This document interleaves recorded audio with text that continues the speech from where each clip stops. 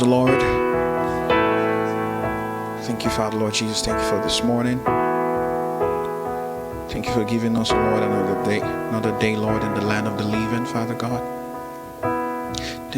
Thank you for giving us life. Thank you for giving us breath in our nostrils, Father God. Thank you, Father God. It's a gift, Father God. It's a privilege, Father God, that, Lord, you've given to us this morning, Father, to see another day, Lord. Lord, there are many, Lord God, who could not see this day, Lord God. And Lord, we come this morning with an attitude of gratitude this morning. We come, Lord, we come. Lord, we come not because we know how to do anything right, Father God. Lord, we'll not come here, Lord God, to lift up our souls to one another, Lord God. Lord, I'm not here this morning to lift up my soul to myself, Father God, to someone else, Father God. Lord, we're here this morning, Father God, to just worship you, Lord. And Lord, help us to do that right this morning. To do that right this morning, Father God. Worship through us to the Father, Lord God. Give us clean hands and a pure heart, Father God. Clean hands, so Father God, so that when we lift up our hands, oh Father God, it will be without malice, it will be without guile, Father God. And our hearts, Father God, that we will meditate on your word, Father God. Help us this morning, Father God. Everyone, Father God, tuned in this morning, Father God, to listen to your word, Father God, and to praise you, Father God. I pray, Father, that you will meet everyone at the point of need, Lord God. Oh, Father God, you touch, Lord. And Lord, we know the need of the hour, Lord God, is to connect to you, Lord God. So that, Lord, we can know you more, Lord God. And Lord, that's why we come here this morning. Lord, we pray that you touch everyone, Father God, that is tuned in this morning, oh Father God. Touch every heart, Father God. We plead the blood of Jesus over every mind, over every heart, Father God. We plead the blood of Jesus over every eyes that's seeing, oh Lord God. Oh, over every ears, oh Father God, that will be hearing, oh Lord God. Plead the blood of Jesus, oh Lord, that your blood will fall on our ears, oh Lord God. And Lord, we will hear, Lord God, how you want us to hear. Lord, you'll help us to see how you want us to see, Lord. Lord, this morning, that's all we come to you for, Lord God. Touch us, oh Lord, touch us, oh Lord. Let the heavens over each and every one of us be open this morning, oh Father God, so that the heavens over us, oh Lord God, would not be brass, oh Father God. We plead the blood of Jesus over our heavens, oh Lord, so that it be open in the name of Jesus. And Lord, that we can connect with you, Father God, with your spirit, oh Lord. We thank you, Father God. Plead the blood of Jesus over ourselves again. Thank you, we praise you, Lord. In Jesus' name, amen. There is no rock, there is no God like our God.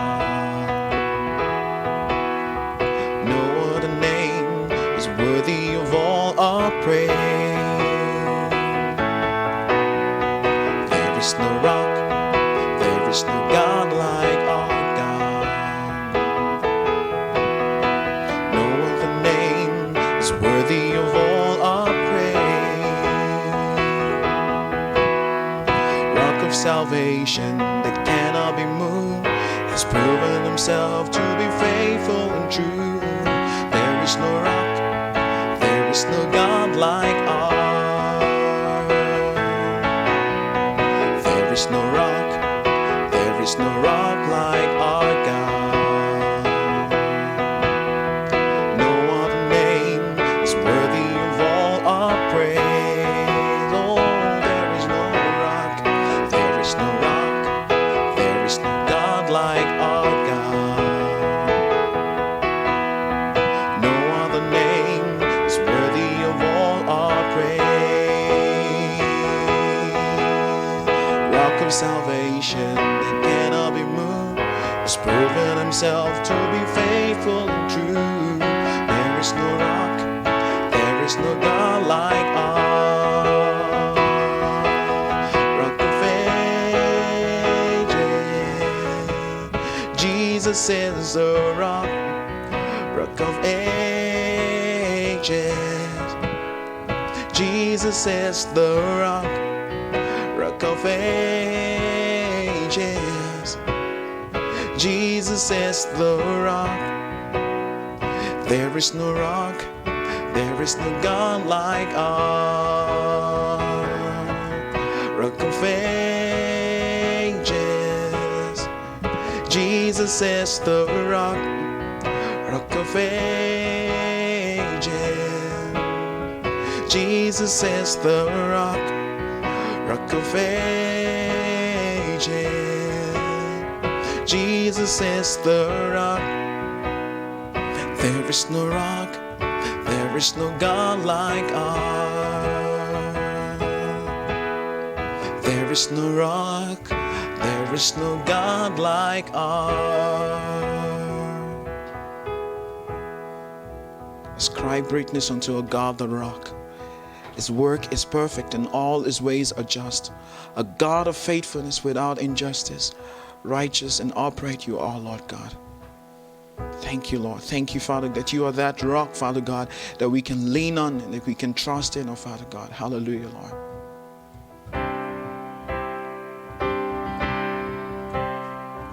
Blessing and honor, glory and power be unto the Ancient of Days. From every nation, all of creation, bow before the Ancient of Days. Blessing and honor, glory and power be unto the Ancient of Days.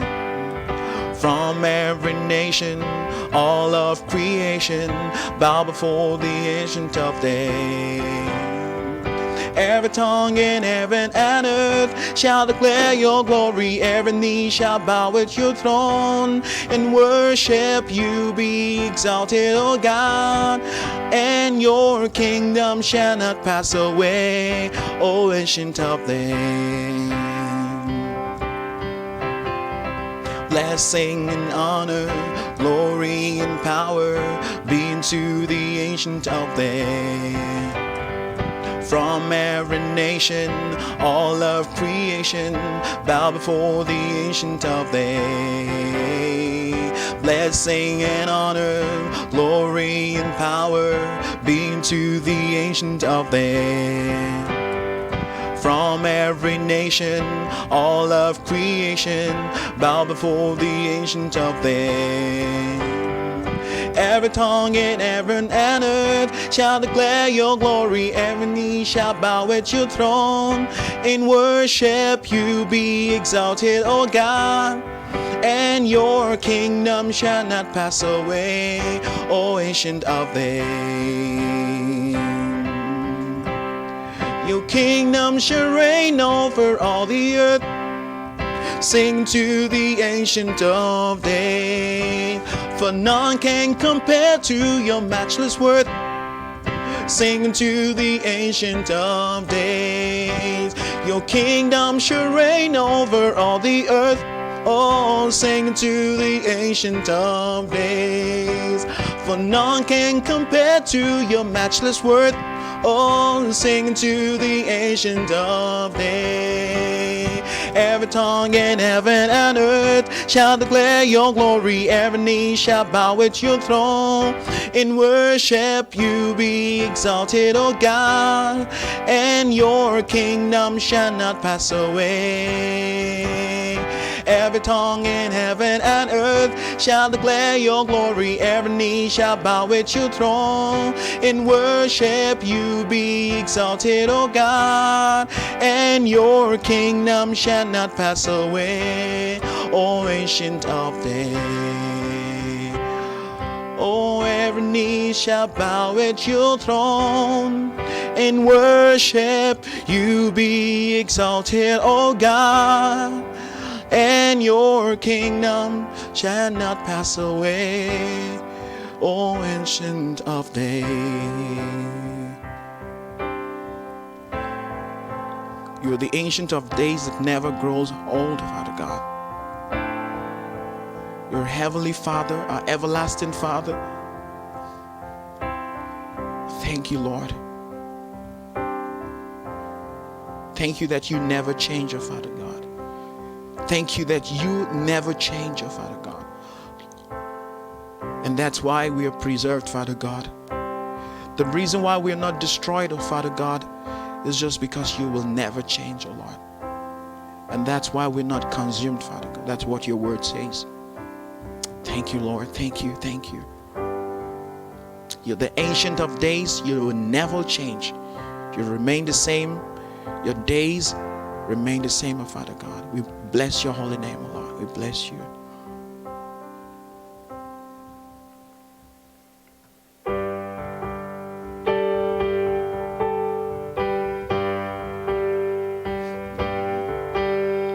Lord, the light of love is shining in the midst of the darkness shining. Jesus, light of the world, shine upon us. Set us free by the truth you know bring us. Shine on me.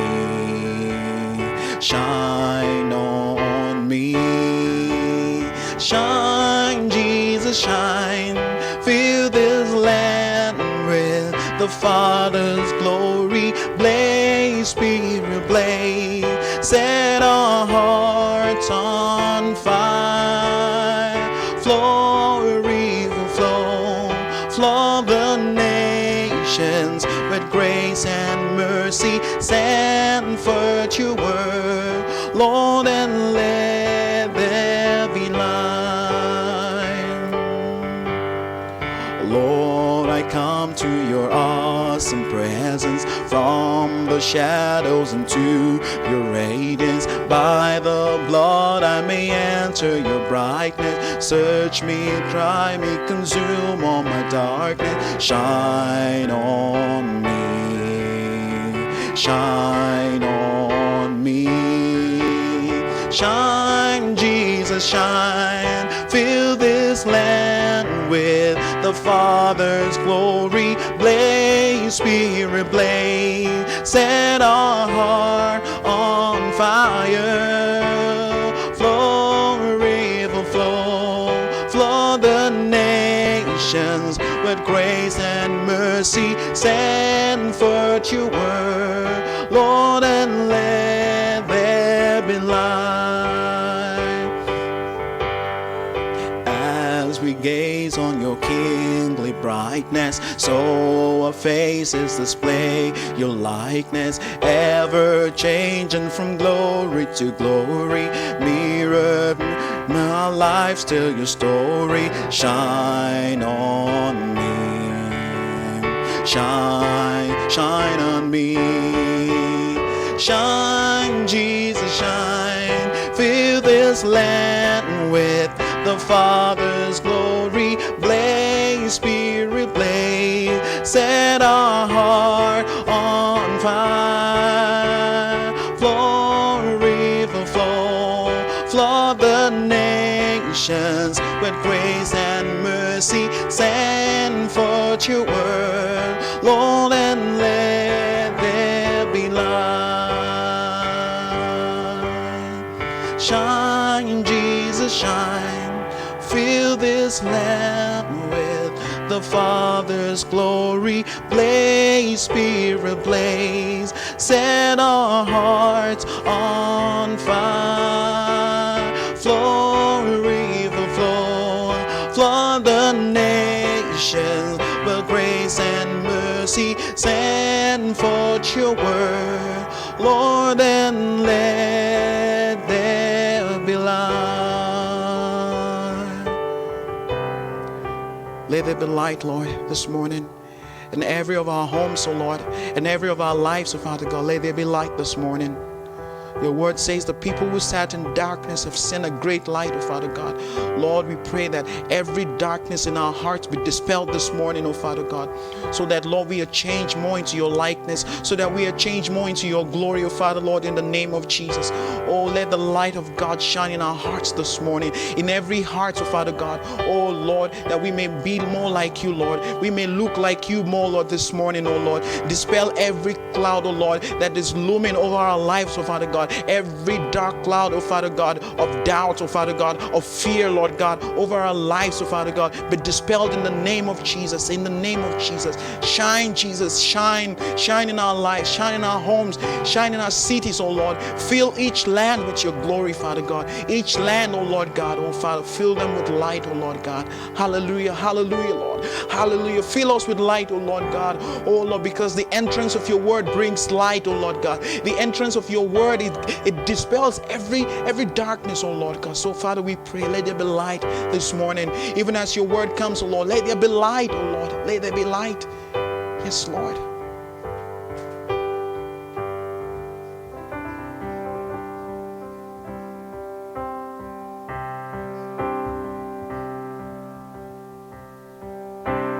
My Jesus, my Savior, Lord, there is none like you. All of my days I want to praise the wonders of your mighty word. My comfort, my shelter, shower of refuge and strength. Let every breath, all that I am, never cease to worship you. Shout to the Lord, all the earth, let us sing. Power and majesty, praise to the King.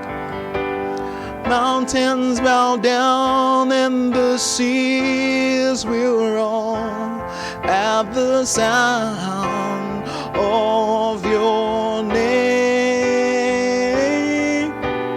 I sing for joy at the works of your hand. Forever I love you, forever I stand.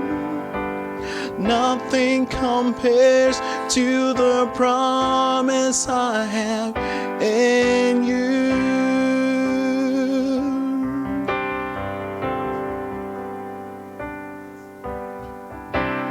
My Jesus, my Savior, Lord, there is none like you.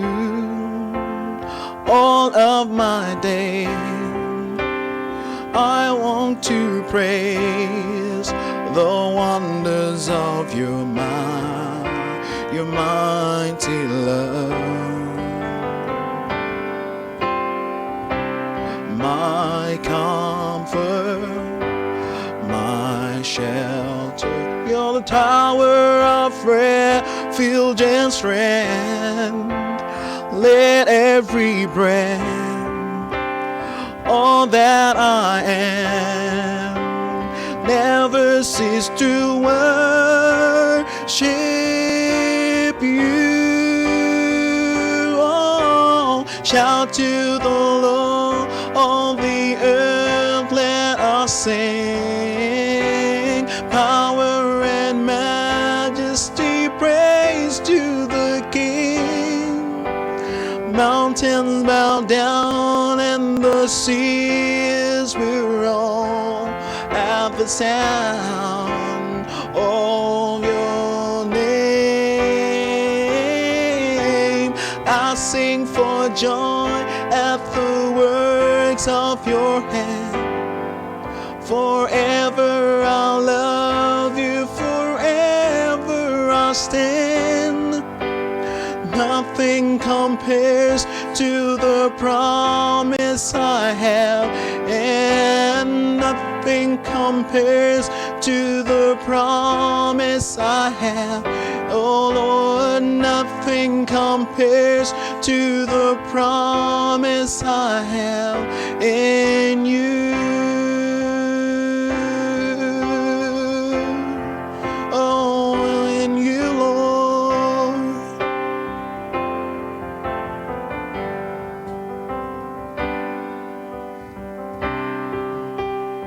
Word of God says that every promise of God in Christ are yes and amen. And Lord, nothing compares, Father God, to that promise that we have in you.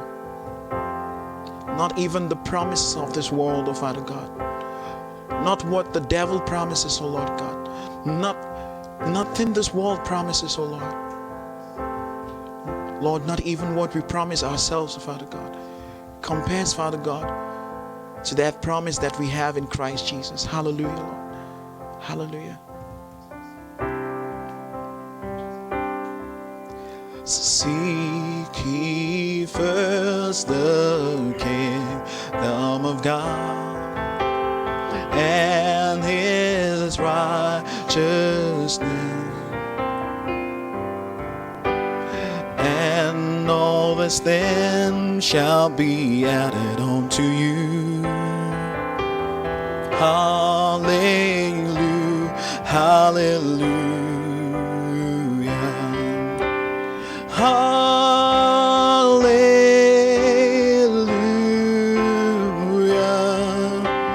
Hallelujah.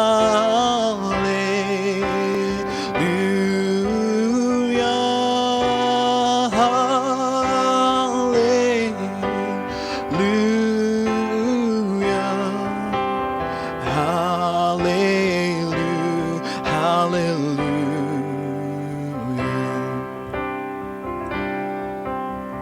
Knock and it shall be open unto you. Seek and ye shall find. Knock and the door shall be open unto you. Hallelujah, hallelujah.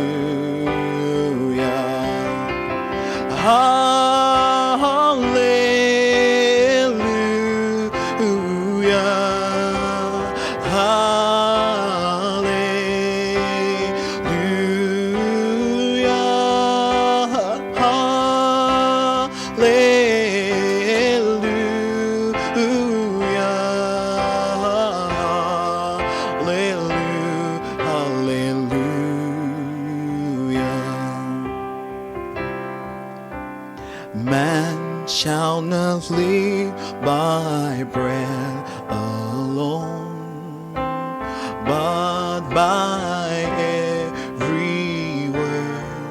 every word that proceeds from the mouth of God. Hallelujah, hallelujah. Hallelujah, hallelujah,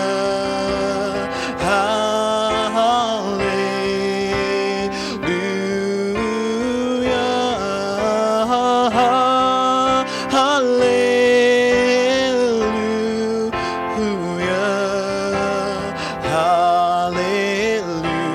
hallelujah. Oh, we sing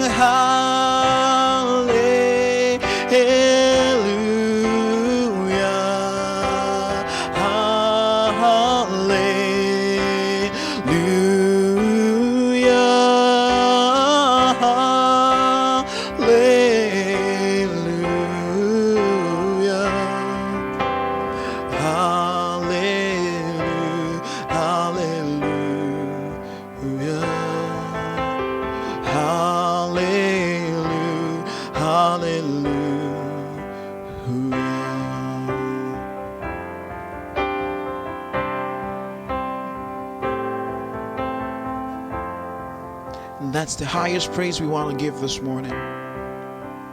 Hallelujah, hallelujah, Lord, hallelujah. Lord, there is nothing else we can give you, Lord God, but our worship, but our praise. And Lord, we praise you. We lift you up in our praise. We lift you up, Father God. We lift you up. You said, if I be lifted up, you said you will draw men to yourself. Lord, be lifted up in our praise this morning. We lift you up through the blood of Jesus. Hallelujah, hallelujah, hallelujah, hallelujah. Lord, speak to us this morning. We, your children, we've gathered, O Lord, to feast at your table, Father God. Lord, let us not go back the same, O Lord. Feed us, O Lord. Speak to our hearts. In Jesus' mighty name we worship. Amen.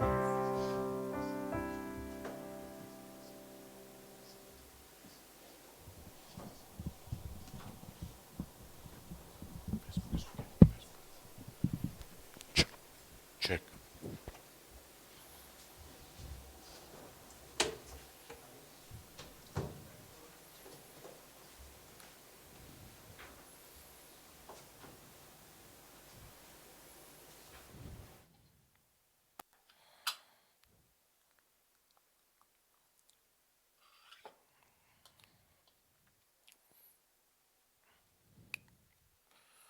Hallelujah.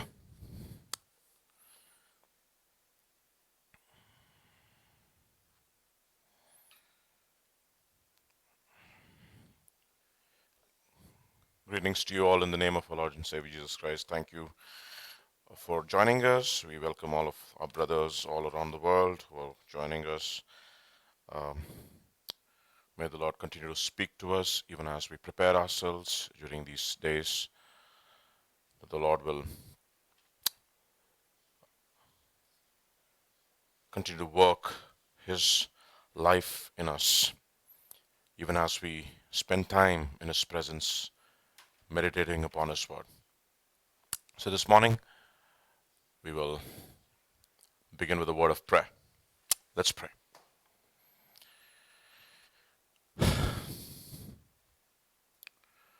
Father in heaven, we just thank you, Lord, for this day. Thank you, Father, for your mercy, for your goodness, for your kindness in our lives. We just worship you, Father. We give you glory. We give you honor. Father, even as the days go by, O Lord, even as we are here in your presence and we continue to meditate upon your word, Father, I pray, Lord, that these days, O Lord, will just not be acquiring knowledge, but, Lord, that your life, Father, will be made manifest in us, O Lord. Even as we receive and accept your word by faith. For you said, O Lord, your words are spirit and life, and that your word is living. And this morning, Father, I pray that, Lord, that you would, Lord, speak to our hearts once again. Let faith arise, empower us, exhort us, rebuke us, chastise us.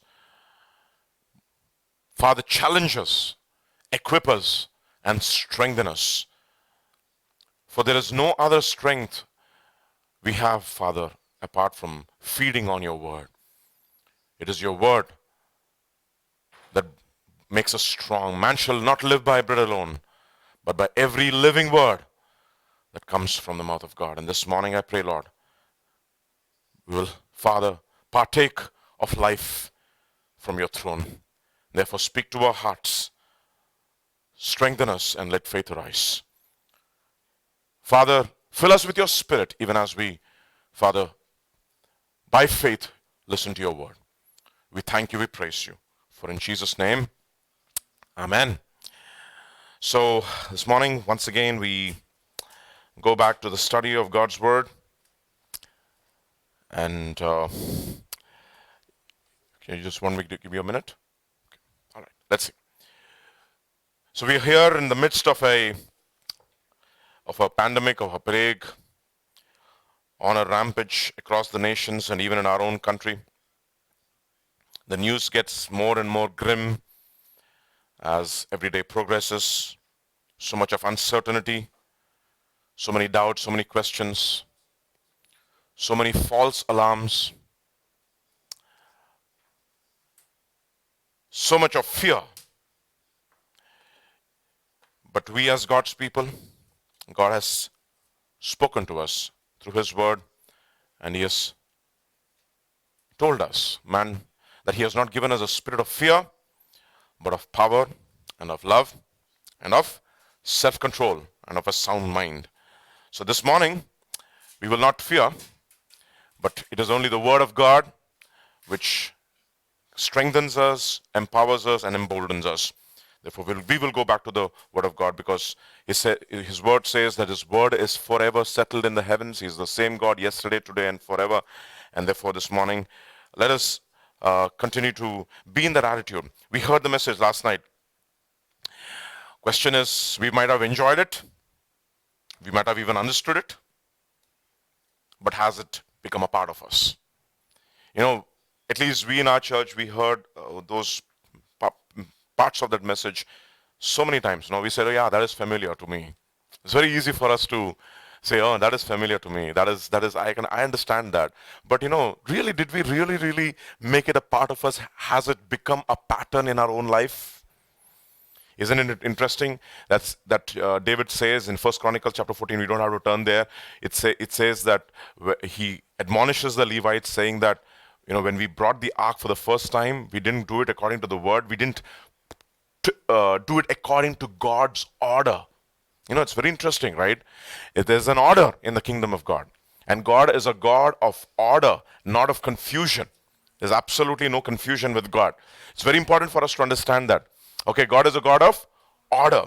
And therefore, so every message that we hear, and we continue to hear these coming days that God has given us in such an awesome way, let us just not hear, let us just not enjoy, let us just not appreciate, but let us ask God that let it become a part of me, part of us.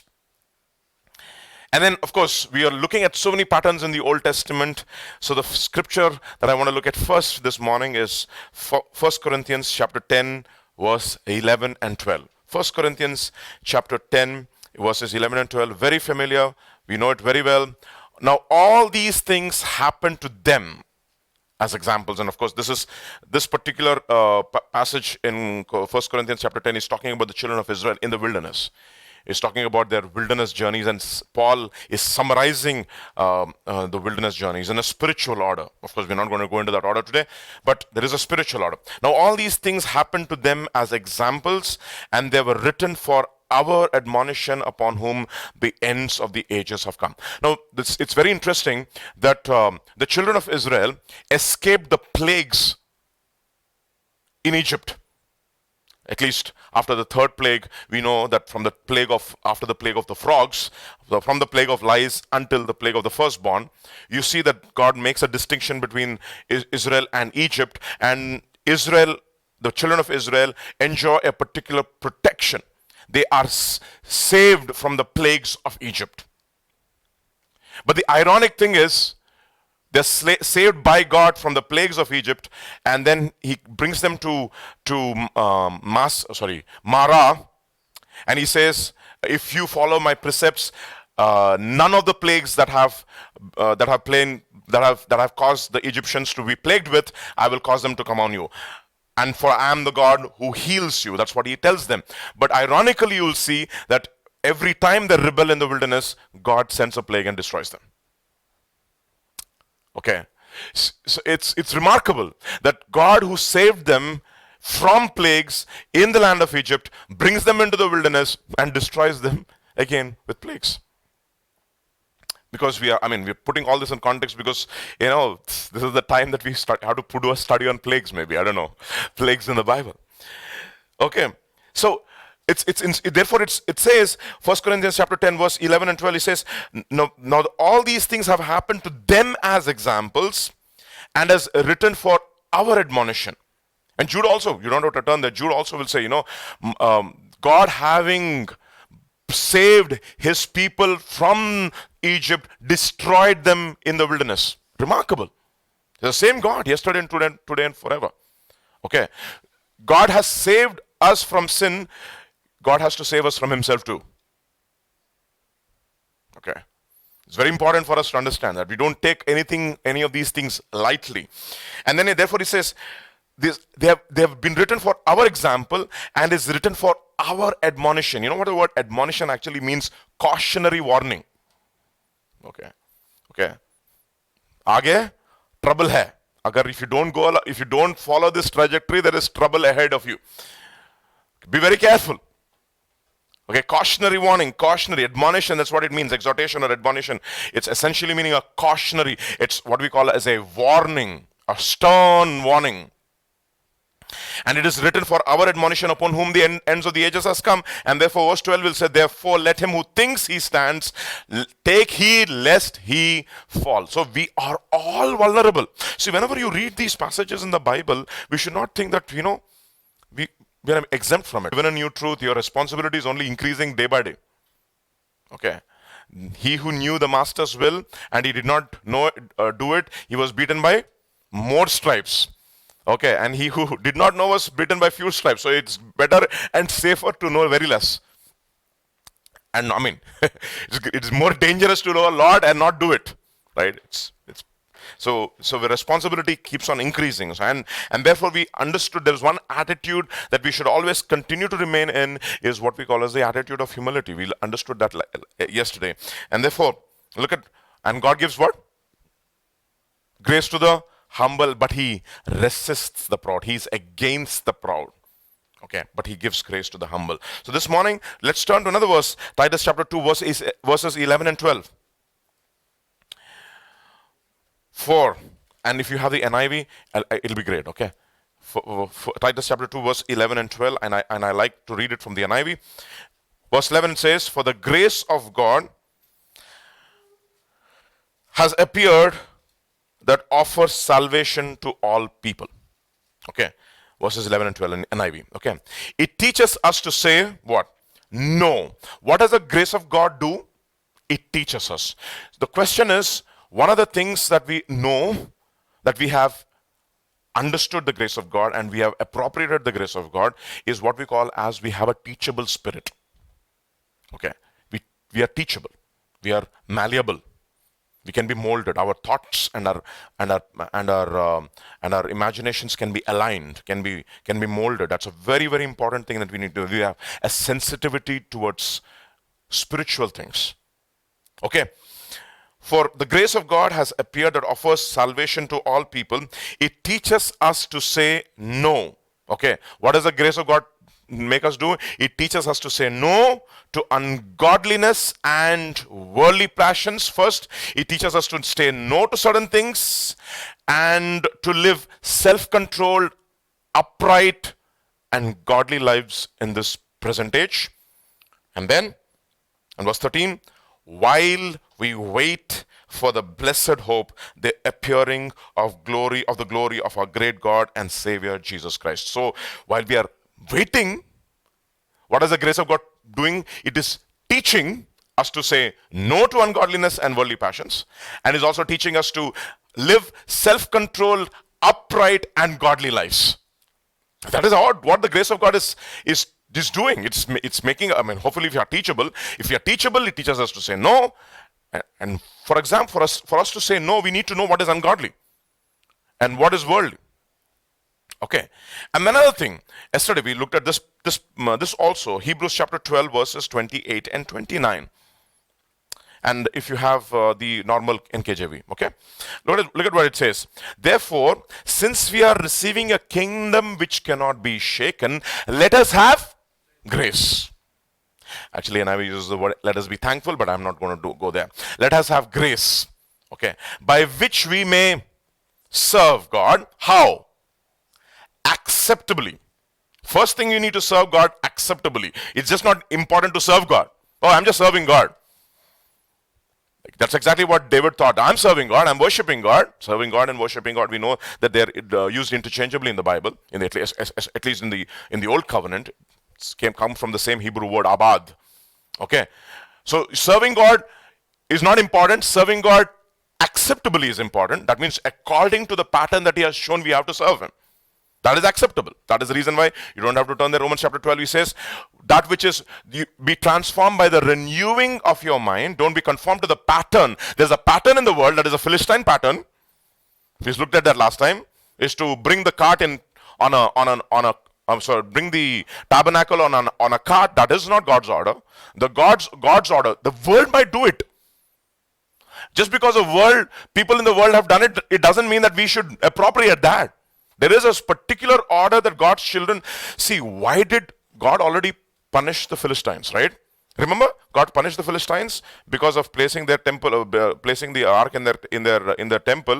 And then what happens is that the Philistines are plagued, and then they said, okay, fine, we'll have to send back this ark back to Israel. How do we do it? So they put it in a cart, and they send it, and they say, if the cart doesn't, if the cows don't look back and go straight into the Israel territory, then that means what?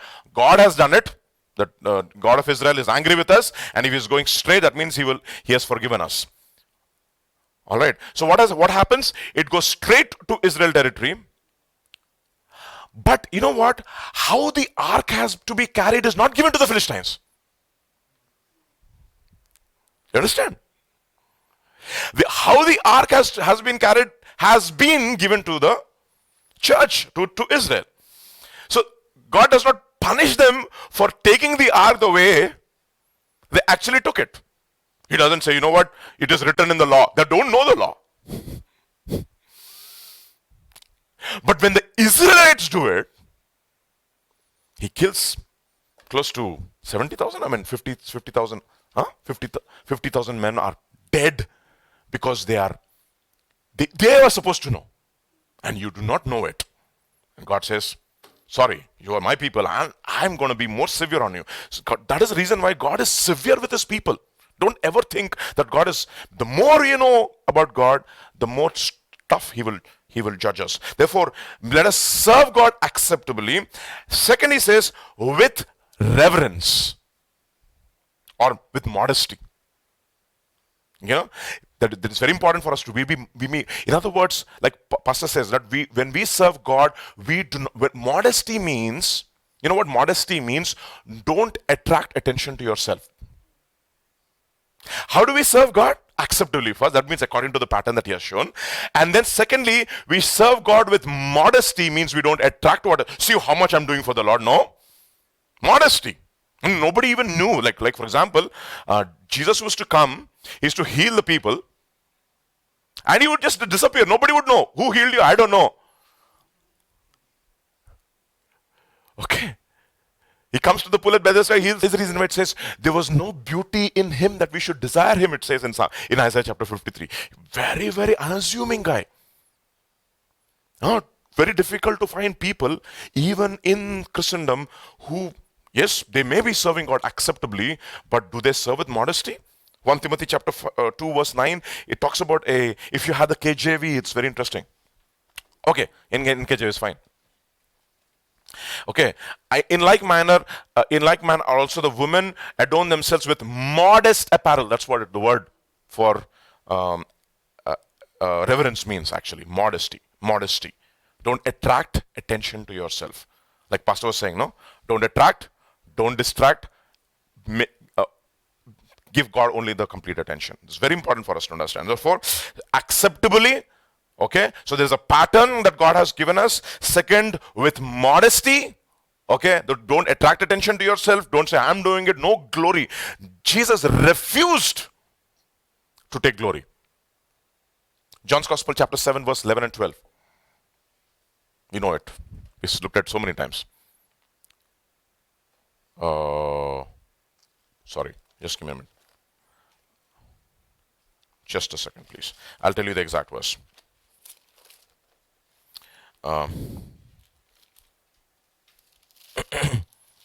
John's Gospel, chapter 7, verses 17. 17. If anyone wills, 17 and 18, okay? If anyone wills to do his will, he shall know concerning the doctrine whether it is from God or whether I speak of my own authority. Then he says, he who speaks from himself seeks his own glory, but he who seeks the glory of the one who sent him is true, and no unrighteousness is in him. He is not seeking his glory, he's seeking the glory of the one who sent him. And whom are we sent? By whom are we sent? We are sent by Jesus. And therefore, whose glory do we seek for? We seek for the glory that comes from. That is the reason why this modesty is important. What does modesty mean? You're not attracting attention to you, meaning what? You always want to seek the glory of God. Like Pastor says, there's an order in the church. See, acceptably means order. And order brings glory to God. Why?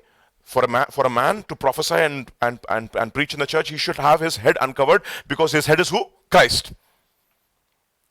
So that when he preaches or prophesies, the glory belongs to Christ. That means he is under the headship of Christ. When a woman preaches or prophesies, she has to have her head covered, because her glory is man, and man should not get the glory. And therefore when she covers her head, she still brings glory to God, to Christ, because she's reflecting all the glory, attention from herself to God. You see, therefore order has to bring not attention to yourself, but attention to God. If anyone wills to do his will, okay, then he will know whether I speak the true or whether I speak the false. And how do I know that my will is to do his will, when I do not seek my glory, but I seek the glory of the one who has sent me? And therefore this is something which we need to all of us ask and say, pray, Lord, give me the grace that I will have the attitude. Because you see, drawing attention to ourselves is one of the very, very dangerous things. I mean, it's there now, of course, in this generation. Everybody has a blog, everybody has an opinion, and everybody wants to be liked or not liked. Not liked, no, I don't think anybody is like that. Not liked. How many likes do I have? How many views? And these are all numbers. Like, for example, Pastor was saying yesterday, numbers is a big thing. We're all statistics people. My father used to say, all stats lie. You see, there's an element of truth, but most of it is speculation. Okay, so first thing, therefore, serve him acceptably, serve him reverently, and serve him how? Thirdly, with what fear? Godly fear. You know what is called circumspectly. Don't serve him acceptably, serve him modestly, and serve him circumspectly. Meaning, don't be too sure. Be very, very, very, very careful when you're going into the presence of God. You know, that is the reason why in Timothy he says, the guy who's being called to be an elder in the church should not be a recent convert. Otherwise he'll fall into the what of the devil? He will be puffed up with pride, and he'll fall in the snare of the devil.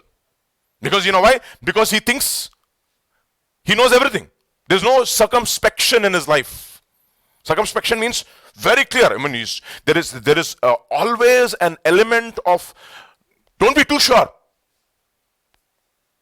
Okay, and because this is an attitude which we keep on practicing, and unfortunately, so many young people are so flippant with their mouth when they do worship. Okay, they speak anything that comes to their mind.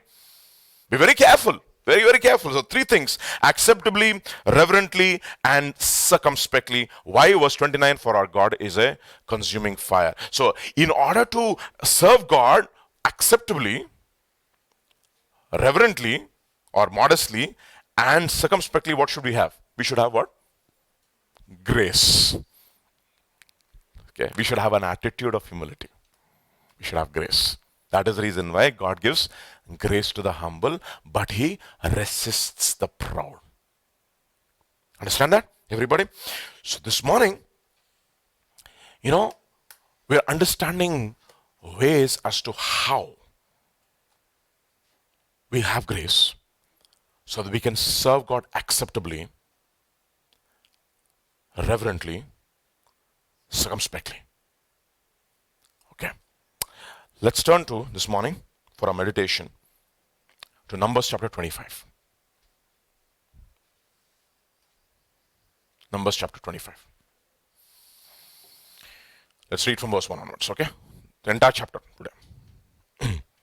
Now Israel remained in Acacia Grove, or Shittim, it says in other translations. And the people began to commit harlotry with the woman of Moab.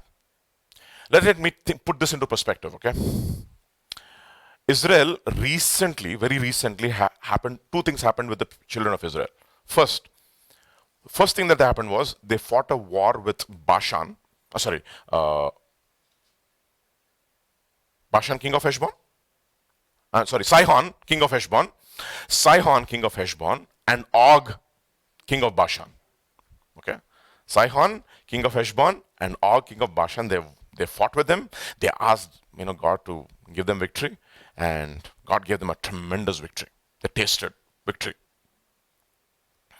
Second thing, after they defeat Sihon and Og, they capture their territory, and the Reubenites and Gadites and half the tribe of Manasseh are really, they are enamored by the land that they see, and they have a lot of flock, a lot of things, and they say they already made up their mind. This is going to be our place. They want to settle down there. Very careful, okay? Then, to add to that, oblivious to them when they settle down in that place in Shittim, Balak sends for Balaam. Okay, Balak sends for Balaam, and he says, curse Israel for me. Let's look at Numbers chapter 22 verses 5 to 7, and we'll come back to Numbers chapter 25 again.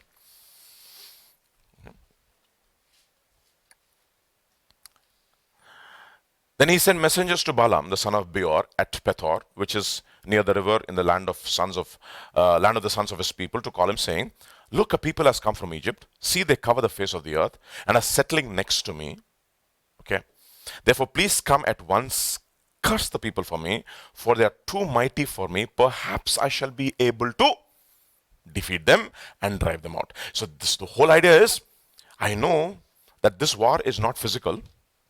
This war is spiritual. Okay. Use your divinations. Okay. Curse these people for me. Perhaps I will be able to defeat them. Okay. Because I know whomever you bless is blessed, and whomever you curse is cursed. You know the story that elders of Moab go and they bribe Balaam. Now that is the context in which this is happening. And now when Balaam comes, when he's opening his mouth in different points of view. Every point of view he goes to this part of the mountain to see if he can find anything in Israel or in Jacob. I cannot find any iniquity in Jacob. There cannot be any divination against the children of God. Everything. See, the Satan is trying his level best to use witchcraft and sorcery and all kinds of things to bring defeat into the children of Israel. But not possible. I remember one preacher a long time back. I heard him. There was a guide who took him to the Golconda Fort. How many of you went to Golconda Fort? Okay, you went to Golconda Fort, right? So the fort is there, and the fort is constructed in a way it is an impregnable fort. Supposed to be, and the guide, he starts, "Hamara बहुत खतरनाक है, ये है, वो है," and the walls are so thick, it's an impregnable wall, the fort is so huge, and etc. In order to communicate, you have to do this clap, you do the clap thing, and then the people there will hear, and you can warn if the enemy is coming. And because your position at your vantage point is at such a height, you can easily you'll have always an advantageous position to defeat the enemy. Okay, and it is an impregnable wall. You can do all things every plot, every plan, military strategy to bring this fort down will not come to pass. Okay, so this is the tour guide. The guide is going crazy. And then one of the people I think was the pastor. Okay, so who's guarding? The sentries are guarding. What if I bribe the sentry?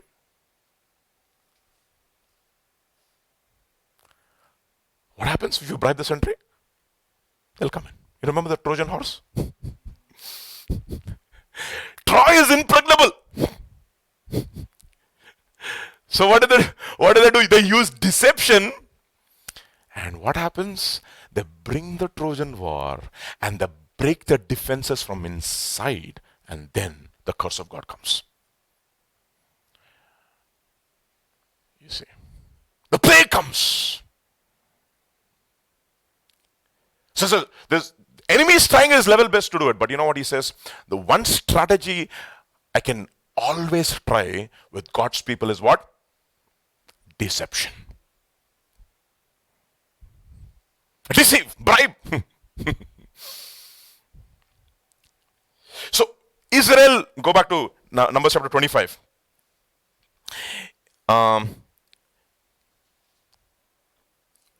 Verse 1. Israel remained उसका मतलब क्या है? What does it mean for Israel to remain there?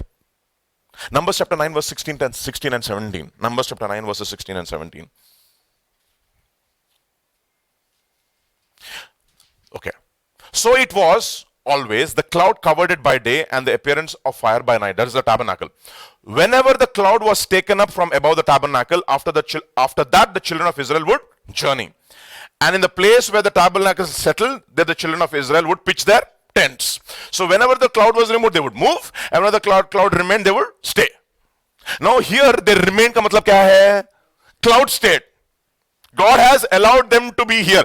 And whenever you are at rest particularly after a war that you have won, you have to be very careful, because you are in a very, what you call fertile ground for deception is there. That is the reason why take heed lest he fall. If you think that you are standing, take heed lest you fall. Okay, don't become proud. Okay, don't become proud. Don't look at your former successes. You know what? Former successes only gives you a history with God in terms of faith. That is God's work in your life, to have a good and a strong relationship with Him. That does not mean that you're better in your flesh. No, you're vulnerable. That is the reason why, forgetting my past, Paul says, I press on towards the upward calling. What does it mean? Past failures and past successes. Past failures are easy to forget. I mean, you want to forget the past. What about past successes? Is it easy to forget? No. Somehow, they are there in your trophy compartment. So, you'll be very careful.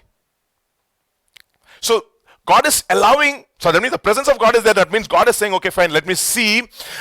I gave them victory. This fellow comes and tries to do all kinds of enchantments, and they are obviously oblivious to it. They don't know, of course, but at least we know. Okay. If it's because these things are written for us. So there's a victory. God, the enemy is trying to use witchcraft against the church. It's not happening. And God says, now I'm going to test my people by just staying there. Let's see whether rest will take their minds off me, or will they keep their focus on me? That's exactly what God has given us. He's remained. I mean, he's literally covered us from all directions, and He's given us some kind of a rest. In other words, there's no pressure. What will you do? Will you breach the wall, or will you remain? Okay. So if the enemy can't try to defeat you through witchcraft, he will defeat you with your own sin. James Gospel, not James Gospel, this epistle by James to the church, James 1:13-14. Let no one say when he is tempted, I am tempted by God, for God cannot be tempted by evil, nor that is He tempt anyone. But each one is tempted when he is drawn away by his own desires and enticed. Where is the problem? Desire is the problem. Okay. And entice. And then, next verse, sorry. Then when the desire is conceived, it gives birth to sin. And when sin is fully grown, it brings forth death. Do not be deceived, my beloved brothers. Verse 16. You see? Don't be deceived. Okay. Don't break the hedge by yourself. God removing the hedge is one thing. You removing by your own foolishness is another thing. So let's go back now. So, what the enemy could not do, we ourselves can do by our own sin. For the enemy. We can achieve it for the enemy. By sin. That is the reason why sin is deceitful. Deceitfulness of sin, says the book of Hebrews. Lest you be hardened by the deceitfulness of sin. Hebrews chapter 3. Don't have to turn there. Sin is always crouching at the door. Crouching का मतलब जानते हो ना? I'm not there. That's what crouching means. The animal instinct. I mean, how does a lion hunt the prey? I'm not there. You can enjoy. You can come out. You can come away from your group. Like, herds. They're waiting for that one particular animal which will stray from the herd. And the moment it strays from the herd, the protection is gone and it can pounce on it. So how does it make it stray from the herd? It hides in the bushes, and slowly with its hunger, that small animal keeps going away and away and away and away, and it becomes a prey. That's the reason why God tells Cain, sin is crouching at the door. Its desire is to have you, but you should master it. You see, that is dangerous. So what the enemy cannot do, you can do it for the enemy. So sometimes, you see how easy the lions get a prey. They just stay. This fellow comes slowly, and they just stay there. They have the ability to stay still. And this animal comes in such close proximity, and within seconds it just pounces out, catches, and it's gone. Be sober, be vigilant. Your adversary, the devil. So, sin is crouching at the door. Be very careful. Let's go back now to Numbers chapter 25. Now Israel remained in Acacia Grove, and the people began to commit harlotry with the women of Moab. How did this happen? They, what? Invited. It always begins with an invitation. Ajana. Yes, so many people got trapped because of an invitation. A lot of people who did not know about movies got trapped by their invitation from their friends. Nowadays, sending invites is so easy, no? WhatsApp, invite. Invitations are very, very easy these days. Those days, the woman had to come dressed and beautifully, put all kinds of makeup and entice. Now invitations are so easy. Very, very important for us to understand. So it starts with a what? With an invitation. And it seems very harmless. What is all harmless invitation? That is how sin looks like. Sin entices and then it destroys. But when it entices, it doesn't say, it's okay. Nothing is going to happen. Nothing will happen. One puff, what will happen? One puff. You'll feel like a man. And then, after several puffs, you'll know that you're a dead man. See? Invitation. They invited people to the sacrifice of their gods. And the people ate and bowed down to their gods. See how it happens? They brings with an invitation to their sacrifice, and people begin to bow down. Whereas it brings with an invitation to something, and it leads to bondage. Invitation looks harmless, and now we are bound by it. Now we can't even come out of it. And so many young people, so many of them were invited to something, maybe, a party by their friends. Arey, party undra roju. And most of the times it is success party.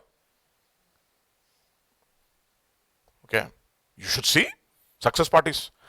And because you had success, you think that you are justified in indulging in some sin. Isn't it true? Whenever you succeed in something, okay, let me just enjoy myself. After all, I am successful now. Okay, I deserve this.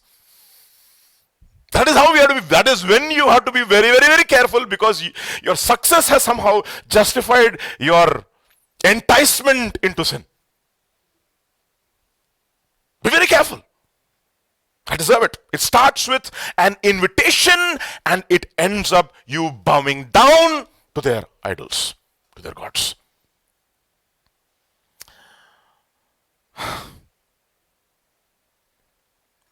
So Israel was, verse 3, so Israel was joined to Baal of Peor, and the anger of the Lord was aroused against Israel. You remember last night Pastor was saying, 2 Samuel chapter 24 verse 1.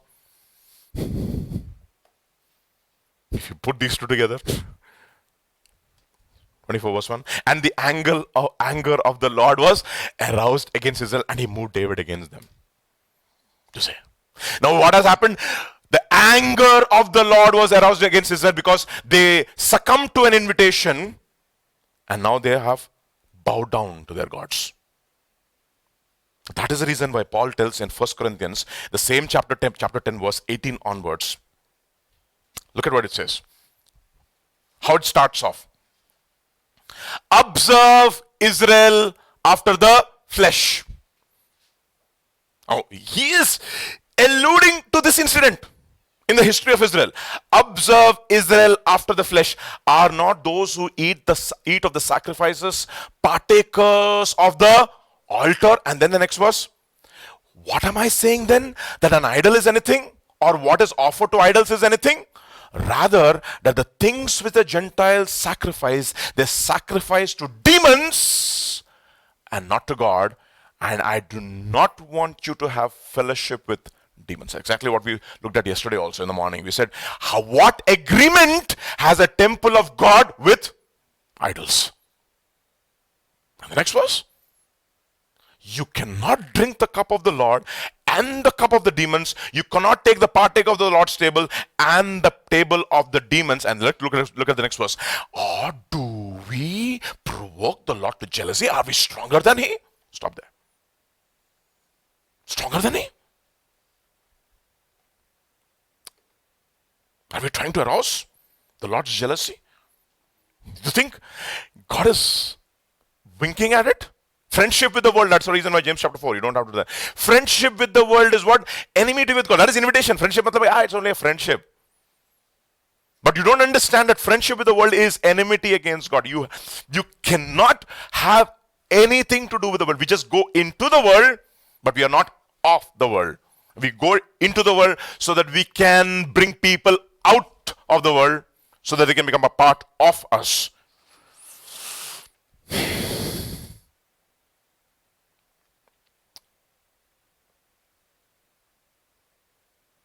That's the reason why scripture says in James chapter 4, you can turn there actually. Adulterous people, verse 4 onwards. James chapter 4, verse 4 onwards. 4 onwards. Adulterers and adulteresses, do you not know that friendship with the world is enmity with God? Whoever therefore wants to be a friend of the world makes himself an enemy of God. Do you think the scripture says the spirit who dwells in you yearns jealously? Don't try to provoke him. The anger of the Lord was aroused against Israel. He says, you are mine, Israel, and I am jealous for you. It's like, he has a relationship, a husband and a wife relationship. If a husband is trying to be friendly with another person, even if the husband is not trying to be friendly, if the other person is giving attention to the husband, the wife gets really, really upset. And it's good. That is the reason why serve God acceptably, reverently or modestly, and circumspectly.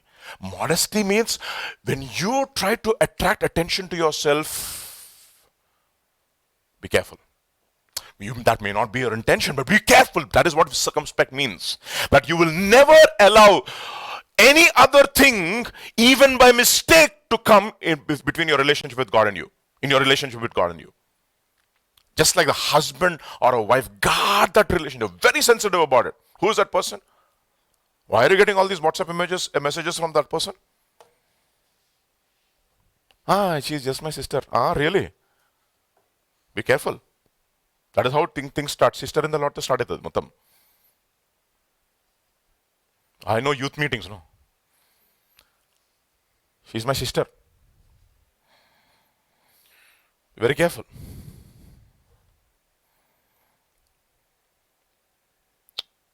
So let's go back to Matthew chapter 25 now. Look at how it permeates now.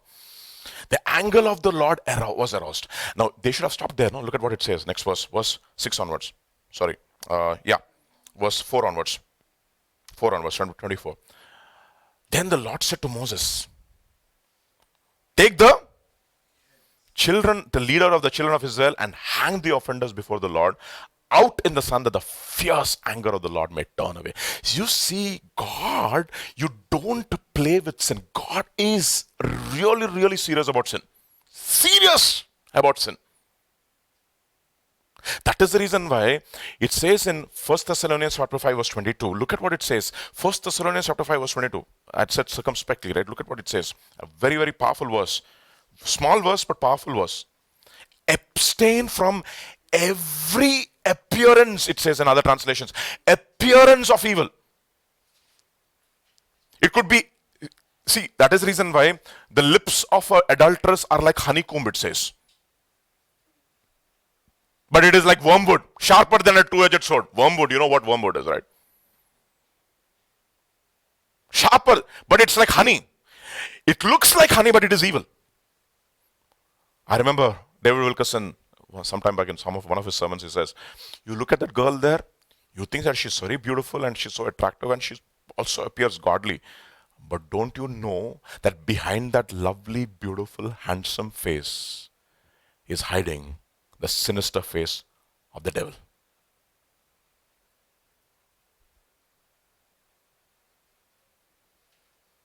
You see, don't bow down to those idols. It starts with an invitation. Take all the leaders of the people and hang the offenders before the Lord out in the sun. You know what hanging means? Cursed is a man that hangs on a tree. That means you have invited the curse of God. What Balaam and Balak could not do, because of your sin, you have invited now the curse of God. That the fierce anger of the Lord may turn away from Israel. God is jealous. And so what is he doing? He take the leadership now. Deal with the leadership. So therefore the leaders have to be very, very careful, Baba. Who should be careful? Leaders have to be careful. But you'll see, even as we go back to Numbers chapter 25 now, verse 5. So Moses said to the judges of Israel, every one of you kill his men who were joined to Baal of Peor. Go and do this. So how they do it, this is very interesting. And indeed, one of the children of Israel came and presented to his brethren a Midianite woman in the sight of Moses. It's crazy, okay? One of the brothers came and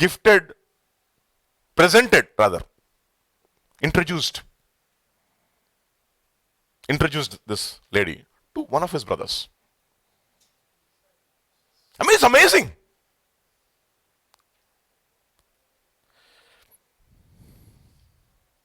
Romans chapter 14, verse 15 onwards. 15 to 18. Yet if your brother is grieved because of your food, you are no longer walking in love. Do not destroy with your food the one for whom Christ died. Therefore, do not let your good be spoken of as evil. So let me tell you what it means. Sometimes in leadership, movies may not affect you. But some younger brothers will be struggling with it. Jesus, he could be tempted, but he was not. He was tempted in every point, but he did not sin. Go to John's Gospel, chapter 17, verses 17 to 19. Look at what it says. Sanctify them by your truth. Your word is truth. Who is Jesus? He is the author. He is the author and the perfect. He is the captain of our salvation. He is our leader. Look at how our leader behaves. As you sent me into the world, I am also sending them into the world. And for their sakes, I sanctify myself, that they also may be sanctified by the truth. That is the reason why Paul tells in 1 Thessalonians chapter 5, he says, you became followers of us and the followers of the Lord, because we were so set apart to God. Turn to 1 Thessalonians, please. 1 Thessalonians chapter 5. Okay, I'm not in a hurry. I hope you are also not in a hurry. Not chapter 5. So 1 Thessalonians chapter 1 and verse 6. And you became followers of us and of the Lord, having received that word in much affliction with joy of the Holy Spirit, so that you became examples to all in Macedonia, in Achaia, and to those who believe. And then verse 8, from you, and from you. See how it starts. You became followers of us. You became the followers of the Lord, and from you the word of the Lord has been sounded forth, not only in Macedonia and Achaia, but also in every place. Your faith toward God has gone out, so that we do not need to say anything, for they themselves declare concerning us what manner of entry we had among you, and how you turned to God from idols to serve the living God. You see what has happened? How did you become imitators of us? You turned from your idols and you started serving the living God. And he's telling all of us as brothers in the church, who are the elder brothers, people, when they look at you, they should turn from their idols, whatever is causing them to stumble, because idolism is something which causes you to stumble. They should look at you and they should turn from their evil ways, from their idols. But you should not be the person who's introducing an idol to a weaker brother. You understand what I'm saying? This brother comes and presents this madam. Hurry, I mean, just in your conversation, you know, Hurry, I saw that movie. That movie could be a good movie, but in that movie there should be some garbage. I mean, nowadays I'm becoming conscious now, more and more conscious. I don't want to talk about anything. I keep telling people, no, once you're a pastor, that's it. The whole world will know you somewhere. They will find you somewhere or the other. It was in Wonderla, in the swimming pool. It's amazing, Wonderla. This is Wonderla. Okay, in the swimming pool with my daughters, and I was playing with them, and I went into the water, I swam, and then I just got up, I hit somebody. He got up and he said, "Praise the Lord, Pastor." I said, "Who's that fellow?" Who's that fellow in the swimming pool in Wonderla? "Pastor, you remember? You came to our church in Warangal for our youth meeting." I said, yeah. Oh Lord. Think about it. Be very careful. I mean, I could imagine all other possible scenarios when this brother would have said, "Hello, Pastor." At the box office in IMAX.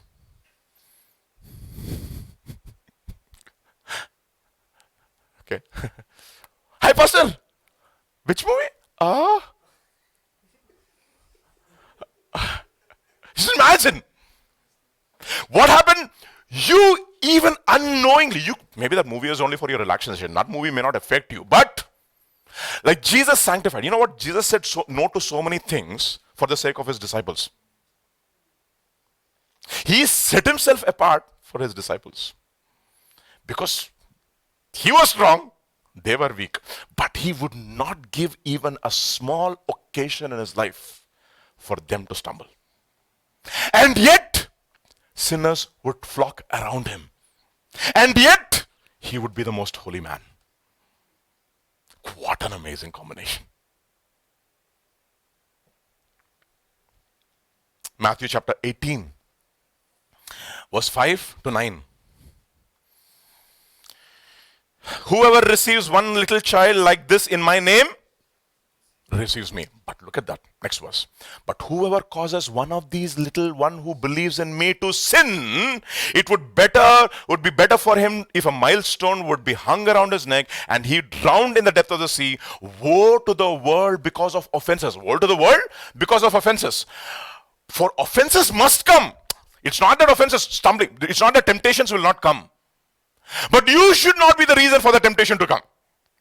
That's what he says. For the offenses must come, but woe to that man by whom offense comes. And the next verse, "If your hand or your foot causes you to sin, therefore, cut it out. If your eye causes you to get tempted toward a movie, cut it out." Now you cannot take out your eye, cut off the internet. Basically, that's the idea. Why? I come from a background which was movie background, no? So every time I go past Tivoli, my wife looks at me like that. Because that path, that trajectory, it takes so many times now. to different places. And and she's like, okay, Vijay, what's going on? Don't even look at the posters. First thing, you will get tempted, maybe. Second thing, I tell Abigail and Emanuela not to look at the posters which are stuck on the main road. And if they see their father doing it, what will happen? You'll become a cause of stumbling. Don't introduce. What did he do? Introduction हुआ भाई. ऐसा ही होता introduction. Introduction अगर बिहारी भाषा में बोलना है, introduction ऐसा ही होता है. कैसा होता है? घर पे डैड दारू पीते रहते. Dad is having whisky. Come son, one small sip. Invitation. And that invitation will prove incredibly costly. How many of us were destroyed because of invitation? We know that, right? So should we invite? No. 1 Corinthians chapter 5 verses 1 and 2.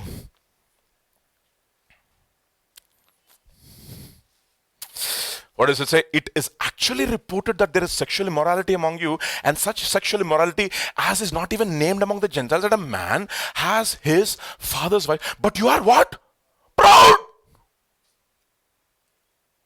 And I have not rather. That's exactly what has happened. This fellow has introduced, brother, mourning is going on, elders are mourning, but you are not. You're introducing.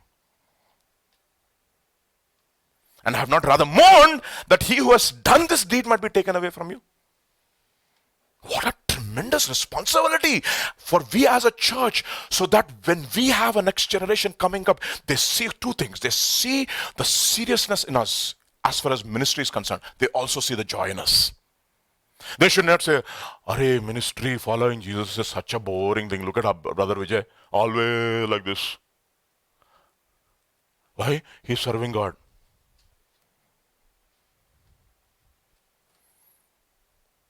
But he's very holy. Nonsense. If holiness is that, I don't want to have anything to do with it. You know, we had Deepak and a few days back, Deepak and her wife was named Devi. They came to me. They wanted to discuss about the gospel. Okay. So I was giving them the gospel. You know, one thing he said, he said, "Pastor, you're always laughing. You're always joyous. You're always laughing, you're always joyous." See, we have to be serious in ministry. We have to be serious about our work with God. It does not mean that we'll be boring. We should also be interesting people. People should see the joy in our lives. Righteousness. The kingdom of God is not non-stop. Okay. It is righteousness, peace, and your joy should be evident, my dear brothers and sisters, so that you will attract people to the God that you serve. What kind of a God you serve that you always seem to have joy?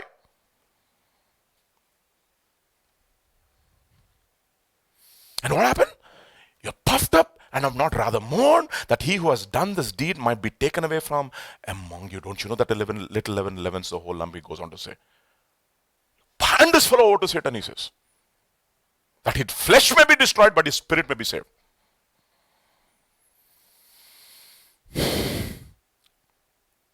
Thank God. I mean, just imagine, no, if church were to exercise that kind of an authority and seriousness against sin, how different we would have been. And because we have not dealt with sin with such a tremendous force, what we are inviting is a plague into our lives. Just plague. This plague is just a parable. It's only a physical thing.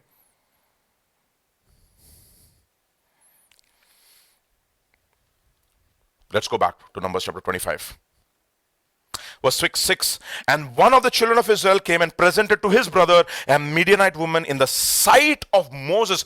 Look at that guy. He has the audacity to sin in front. Yes, that means, I've seen this, no? The modern day generation, they have no respect for godly people. especially spiritual leaders. That is the sin of Reuben, my dear brothers and sisters. That is a sin of Reuben. Reuben had 3 problems. Lust of the flesh, he slept with his father's concubine. Lust of the eyes, what was the lust of the eyes? This land is full of grass. We want to stay here. Pride of life, Korah, Dathan and Abiram. Who are Dathan and Abiram? The Reubenites. Now think about it. Moses says, come to us. Come to us. You know what they say? We don't want to come. They summoned Reuben and Dathan and Abiram. Korah, of course, he's a priest. Dathan and Abiram, they summoned Dathan and Abiram. Dathan and Abiram said, we don't want to come. Who are you to call us? The spirit where you do not respect authority. Spiritual authority. There's no reverence for spiritual authority. Yes, there's a flippancy, as I said, no? That's what I said, no? You have to serve God acceptably, modestly, circumspectly.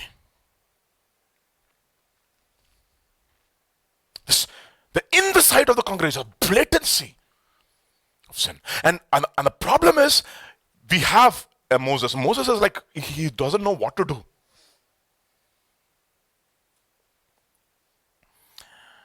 In the sight of of Moses and in the sight of all the congregation of the children of Israel who were weeping at the door of the tabernacle. They were weeping at the door of the tabernacle, and Moses is like, what do I do with this guy?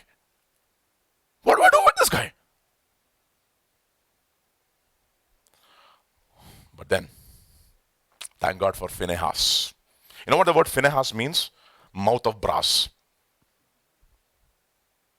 What a mouth of brass means? You know what? Brass is a sound of judgment, is a symbol of judgment. A guy who lives constantly by judging his words that come out of his mouth. You be very, very careful what comes out of your mouth. Because what comes out of your mouth comes from where? From your heart. A guy, that is the reason why it says in James chapter 3, if any man is able to bridle his tongue, he's able to judge his mouth, because we offend a lot of people with the words that we speak. But this is Phinehas who has a mouth of brass. Not the other Phinehas, thankfully, whom we talked about last night. A mouth of brass. That's the reason why whenever I see Phinehas, now in my school we have one Phinehas. I say, Phinehas? Which Phinehas? Son of Eli? Son of Eleazar. Which one? Eleazar means what? A picture of Holy Spirit. Eleazar married a woman whose name is not mentioned. Her father's name is mentioned. Her father's name is daughter of Pethuel. Daughter of Pethuel. What does Pethuel means? A one who's afflicted by God. Who is the one who is afflicted by God? Jesus. Picture of the word of God. Eleazar, picture of the Holy Spirit. And Phinehas, man who is born of the word of God and of the Holy Spirit. And what does he have? A mouth, which is the mouth of brass. Kya baat hai. There's a whole, I mean, if you read the word with those kinds of microscopic eyes, and you see each word, you see tremendous lessons we can learn. And if you are born of the word and born of the Holy Spirit, what are you supposed to have? A mouth of brass, yes. A mouth means an attitude which is constantly judging sin in his heart. You know why? Because we want to worship God, serve God acceptably, modestly, circumspectly.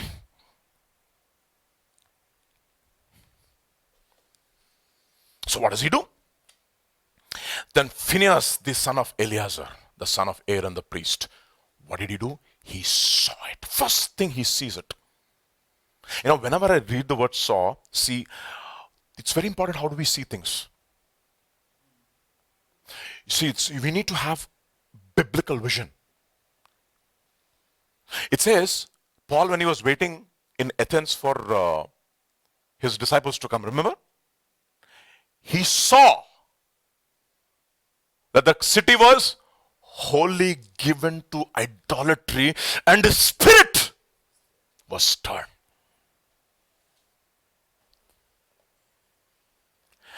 Peter says, on the other hand, on the last days, people will have eyes full of adultery. How do you see? With adulterous eyes or with the vision of God which stirs your spirit?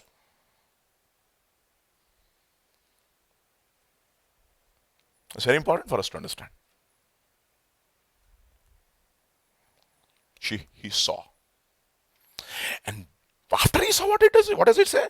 He arose. He took action. And it's very interesting what accompanies the word arose, from among the congregation. That means everybody in the congregation is sitting and they're mourning what to do with this, emotional. Even Moses is not knowing what to do. And this fellow, he gets up. Question is, a lot of people around you, they could be brothers, but they may not have the strength to stand up for truth. Notwithstanding that, will you still be able to stand up for truth? Daniel was in Babylon. So many Jewish people went with Daniel to Babylon. Everybody was served the food from the king's table. But one arose.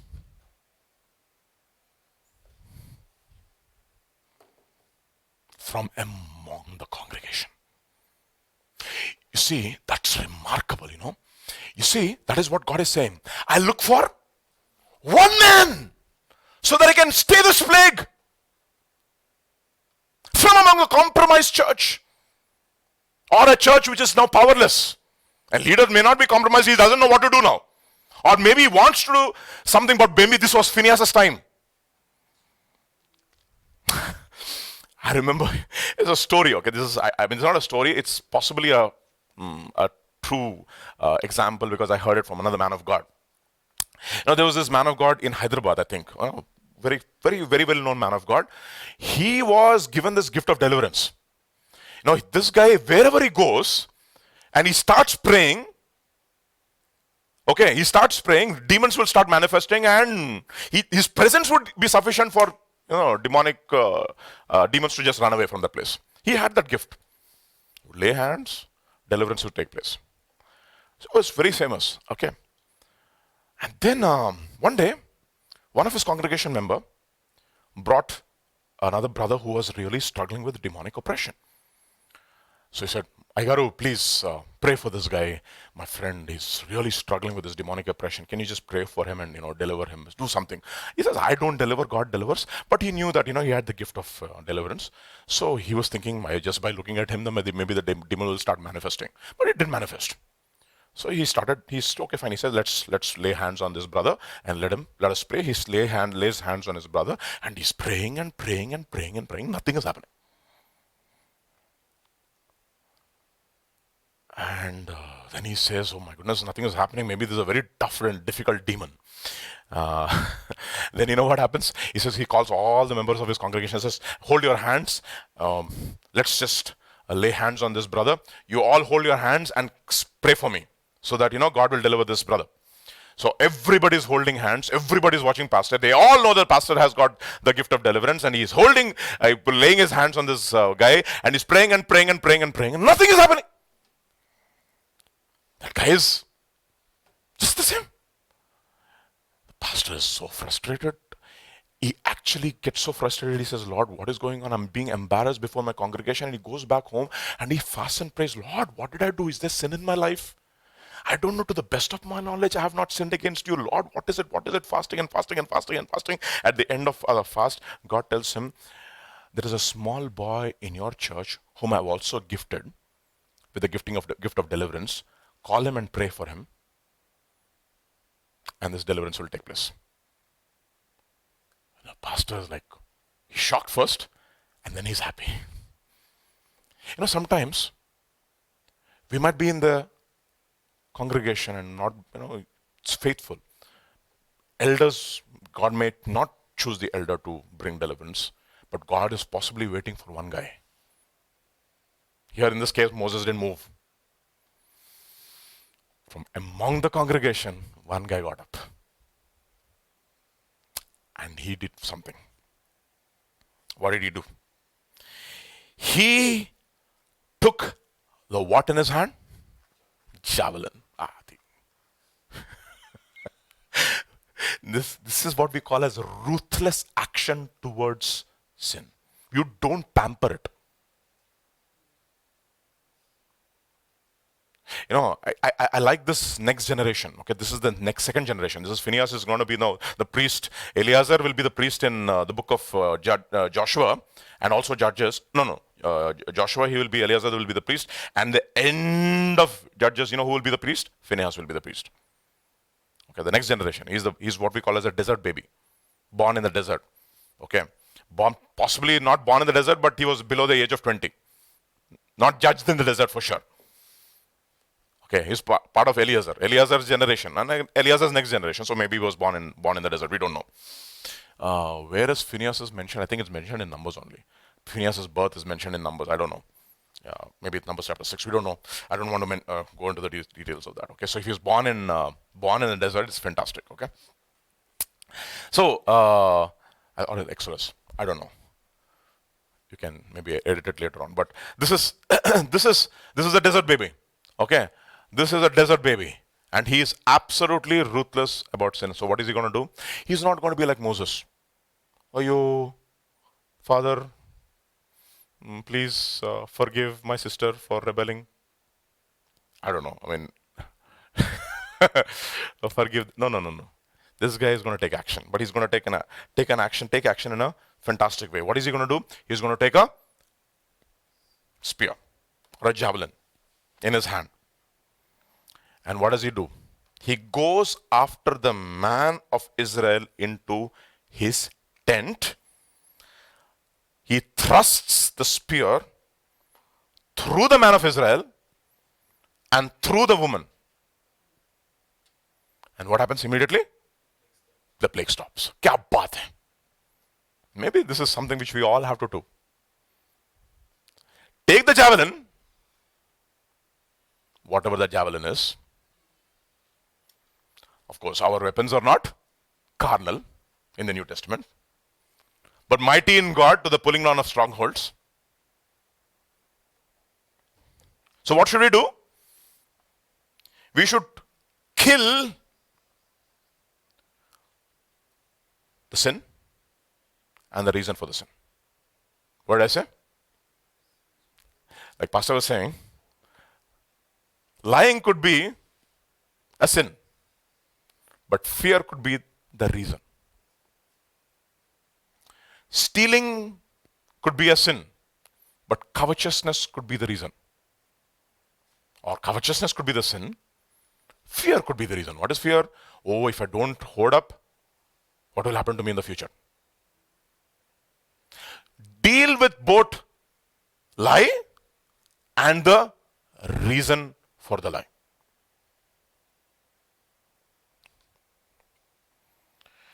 So the plague was stopped among the children of Israel, and those who died in the plague were about 24,000 men. 24,000 not men, 24,000 people. So how did he do this? What did he do? What did Phinehas do? Numbers chapter 25 and verse 14 on. Whom did he kill?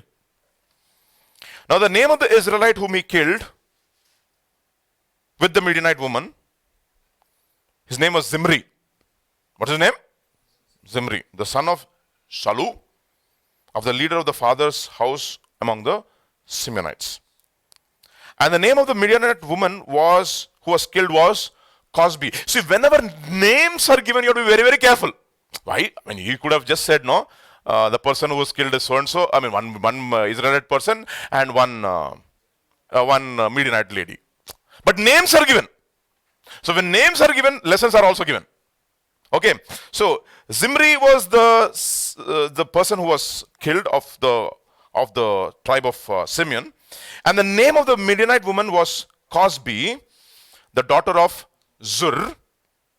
He was the head of the father's house in Midian. So the leader of the father's house in Midian, her daughter, her name is Cosby, lying with a man called Zimri, who was the son of Salu, of the tribe of Simeon. So many details are given, but we'll look at only 3 names. Whom did he kill? Zimri. Whom did he again kill? Cosby. Turn to Numbers chapter 31 and verse 7 and 8. Read that, please. And they warred against the Midianites just as the Lord commanded Moses, and they killed all the males.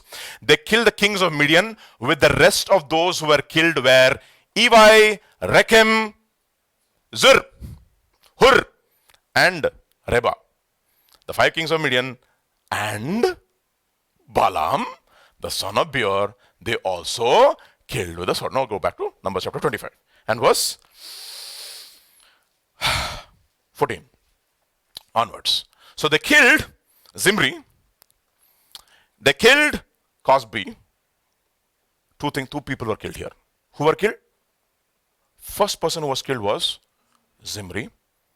Second person who was killed was Cosby. That is what is happening over here with the sword, with the spear. With the spear, what is he doing? He's killing Zimri and he's killing Cosby. Now, very interesting. What does the word Zimri mean? My music. My music. Not music. My music. In those days, no? Aapki farmaish. Okay. Na ishtam. My wish. My music. See, that's what Pastor was saying, right? You take care of music, you take care of a generation. Music has got such a tremendous power on a generation, my dear brothers and sisters. It's really, really powerful. You see, songs, how they move us. Right? How songs move us. I mean, especially when we sing songs which are really, really meaningful. Alas, and did my Savior bleed, and did my sovereign die? Would he devote his sacred head for such a worm as I? Was it for crimes that I have done, Christ hung upon a tree, amazing pity and grace unknown and love beyond degree? At the cross, where I first saw the light, all the burdens of my heart were rolled away. It was there by faith I received my sight. And now I'm happy all the way. It's powerful words. And can it be that I should gain an interest in the Savior's blood? Died he for me who caused this pain? And for me to whom death pursued? Amazing grace. How can it be that thou, my God, should die for me? Oh, this music really moves us, right? It really, really penetrates deep. Music has got that power to penetrate. Especially words put to music. That is the reason why, whenever you see a psalm to be sung on a particular tone with what instrument? Stringed instrument. Sometimes stringed instruments are, especially on the guitar. Both of these are stringed instruments, by the way. Guitar and the piano. You know it, right? Am I right? Yes, musician. Yes, both are stringed instruments. And they have, the piano especially, it's got that richness. And whenever you come into the same, when you see that piano playing and what is happening, and you play the guitar and you play this real anointed music, and it's got the ability to penetrate into the spirits of the people. See, music is a fantastic gift. Okay, sing unto the Lord, or what song? A new song. Okay, write new songs. Also sing old songs. I mean, one of the most powerful songs which I like is When I Survey the Wondrous Cross. What lyrics, boss? When I survey the wondrous cross on which the Prince of Glory died, my richest gain I count but loss, and pour contempt on all my pride. Forbid it, Lord, that I should boast, save in the death of Christ my Lord all the vain things that charm me most, as sacrificed him to his blood. See from his head, his hands, his feet, sorrow and love flow mingled down. Did e'er such love and sorrow meet, nor thorns compose so rich a crown, where the whole realm of nature mine were an offering far too small. Love so amazing, so divine, demands my soul, my life, my all. Kya baat hai? And you say, boy, this, and if that particular lyric is put to music, okay. To the great God of Love I bow, and prostrate in thy sight adore. I have, but I ask thee more. If I cannot see thy face and live, then let me see thy face and die. Boy, you see that? Amazing? All those lyrics by John Wesley and all these people. Oh, for 1,000 tongues to sing my great Redeemer's praise, the glories of my God and King, and the powers of his grace. You see, music, words put to music, anointed music, has got a tremendous power to influence us, provided music is empowered by truth. Okay? Music should be empowered by truth. Okay? Music should not empower truth. Truth should empower music. What did I say? See, people just start a tune. Chung, chung, chung, chung, chung, chung, chung. Huh? Now try to write the lyric, they say. Those days, when first the lyric was written and then the tune was given. Now, we'll call Taman and, what's his name? Devishri Prasad. First tune iche nako. First, dan tarvata we'll write the lyric. First there comes the tune and then comes the lyric. It's a dangerous order. Zimri means my music. What is it? What is empowering your music, Baba? You know what Cosby means? Anybody can guess? My lie. Cosby means my lie. What is empowering my music? My lie. What is empowering my truth? A lie.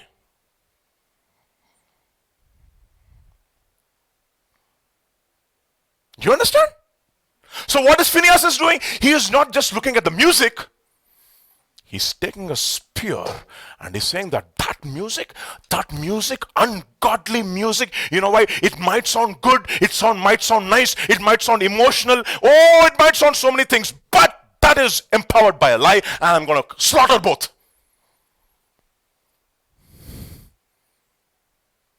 Have we invited a plague into many churches because music has taken over the word? And now I sometimes feel the stage time for the worship leader is equal to the stage time for the pastor who's preaching the word. Half an hour worship, half an hour word. Now, the stage time for the worship leader is greater than the stage time for the word. 45 minutes music, 15 minutes word. No, brothers, they don't have the attention span. Many will fall asleep. Baba, let them fall asleep and die. Resurrect them and continue preaching.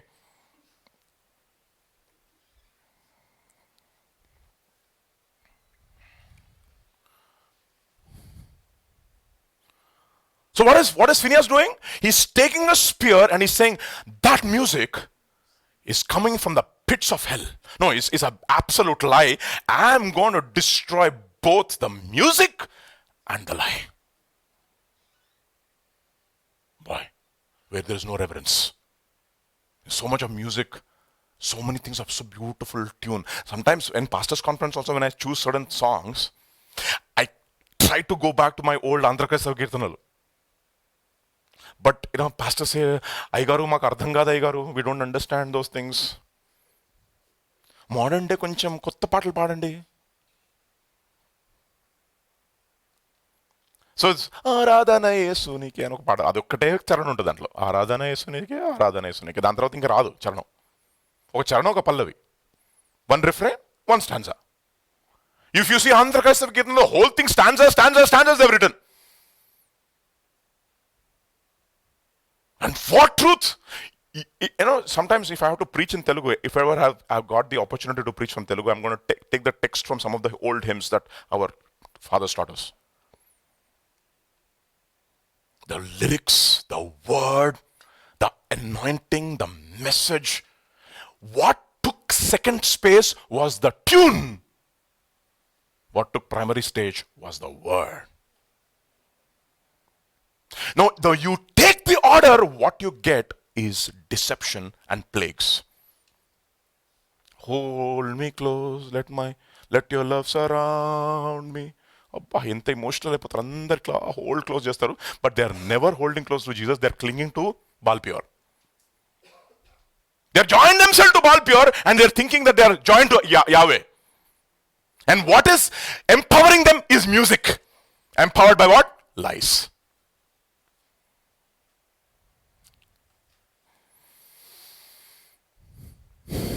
so what does he do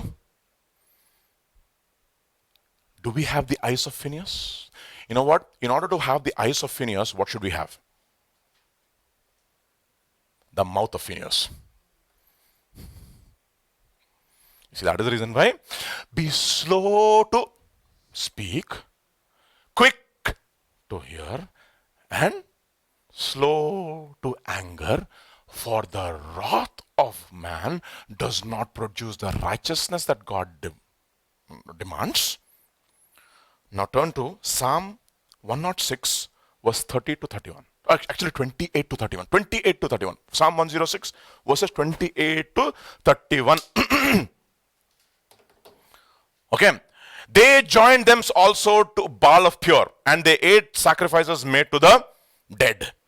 Thus they provoked him to anger with their deeds, and the plague broke out among them. Then Phinehas stood up and what did he do?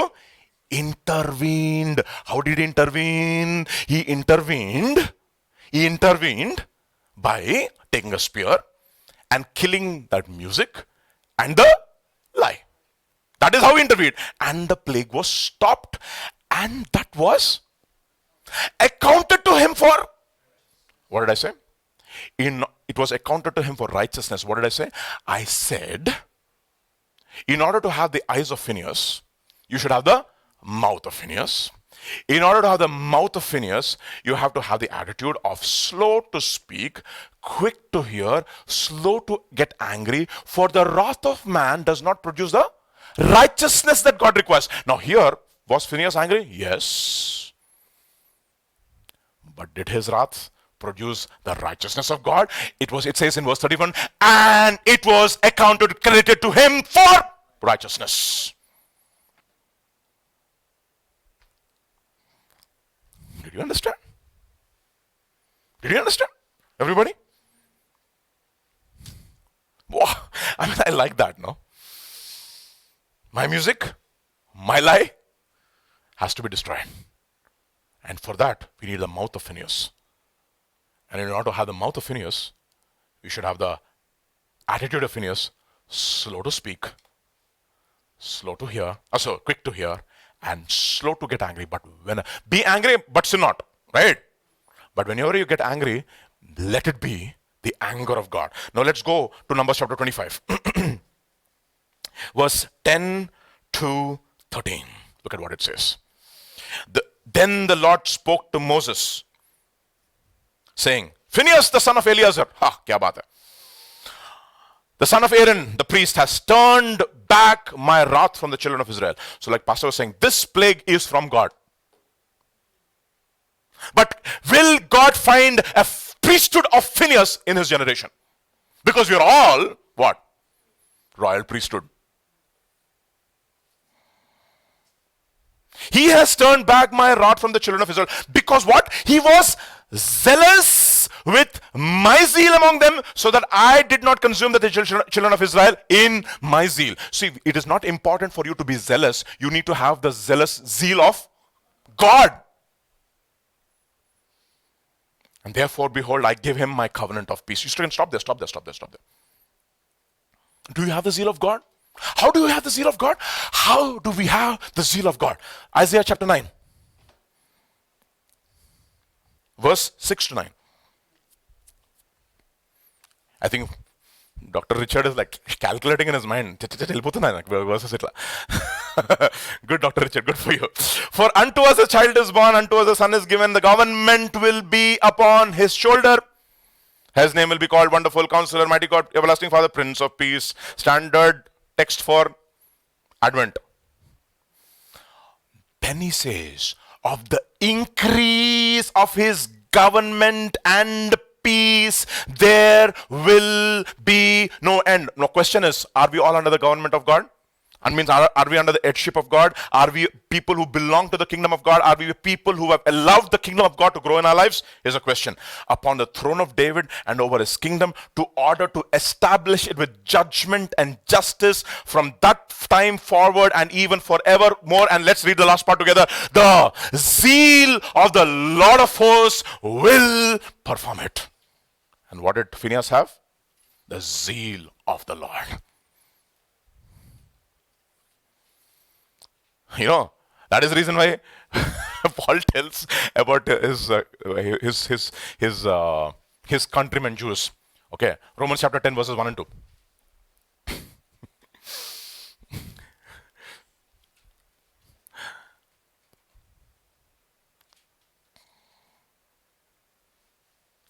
Brethren, my heart's desire and prayer to God for Israel is that they may be saved.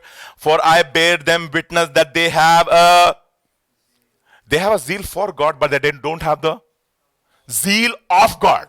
That's the point. They have a zeal for God, they don't have the zeal. There's a lot of difference between zeal for God. A lot of people, we mistake our zeal for a zeal of God. We mistake our zeal for God as a zeal of God. Lot of difference. Just because you're fervent and you're fired up in your preaching, it doesn't mean that you've got zeal. A lot of people may be very, very, like Paul was like one guy who would speak in a monotone, they would say. His letters are very powerful. They said the speech was a little. So in other words, if he would come and speak, he would not be fired up in his like the way I am. But he is God, zeal of God. And zeal for God, both. We mistake our zeal for God as zeal of God, not necessary. That's the reason why it says they have a zeal for God, but not according to knowledge. My dear brothers and sisters, what kind of a zeal do we have? John's Gospel chapter 2. You know this very well, no? So many pastors, Christians, not pastors. So many Christians that can't reconcile the God who brings joy into your life with the God who cleans the temple also. But he's the same God. If you were following Tim Keller's recent series on John, he talked about that. Look at what it says in John's Gospel chapter 2 and verse 13 to 15. Actually, 13 to 17. The Passover of the Jews was at hand and Jesus went up to Jerusalem. It's very interesting. The Passover was there. So Jesus went to Jerusalem to do what? To celebrate the what? The Passover. Who is the Passover lamb? He himself. In his name, a lot of things were going on. Merchandise. He found in the temple those who sold oxen and sheep and doves and money changers doing business.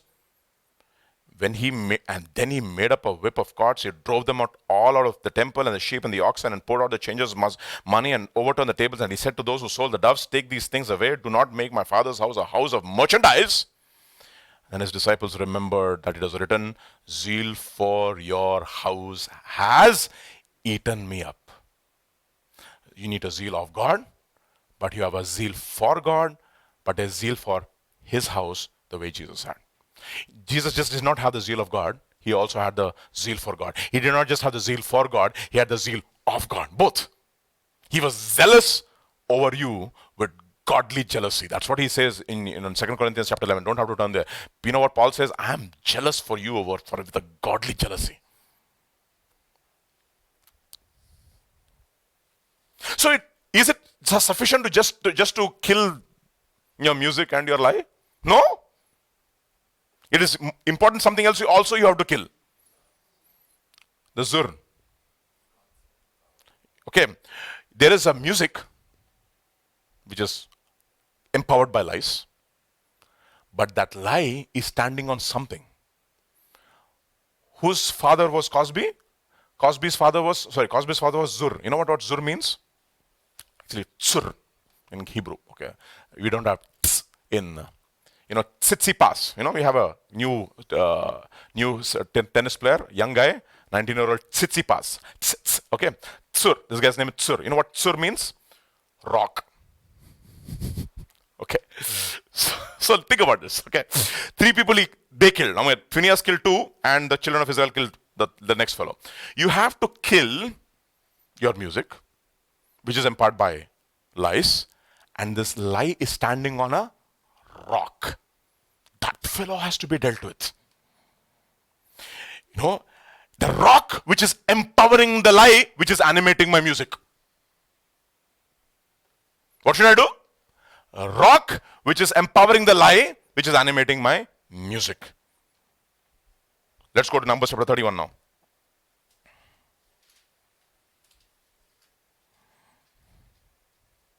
Verse 7. They fought against Midian, and the Lord commanded Moses and said, Moses and killed, as the Lord commanded Moses, and killed every man. Among their victims were Evi, Rechem, Zur, Hur, and Reba, the 5 kings of Midian. They also killed Balaam, the son of Beor. So there's a lie, there's a rock which is empowering the lie, and that rock is standing on something else. You see how deep sin is? You have to recognize that you have to discern the music. You have to discern the lie which is empowering the music. You have to discern the rock on which the lie stands. You know, what is the rock on which the lie stands? I'll tell you what the rock on which the lie stands. A lot of people will be successful in the world. Okay. What are they? Successful in the world. And they will also serve in the church. Now, we are not saying that people should not be successful. I'm not saying that we should not be successful in that. Please, okay, don't misunderstand me. I'm not against that at all. I wish that God's people make a lot of money and give away to the work of God. Secretly. What did I say? Secretly, okay. Give away to the work of God. Secretly. I wish that, so that, they can do a lot of things for the kingdom of God. The problem is this.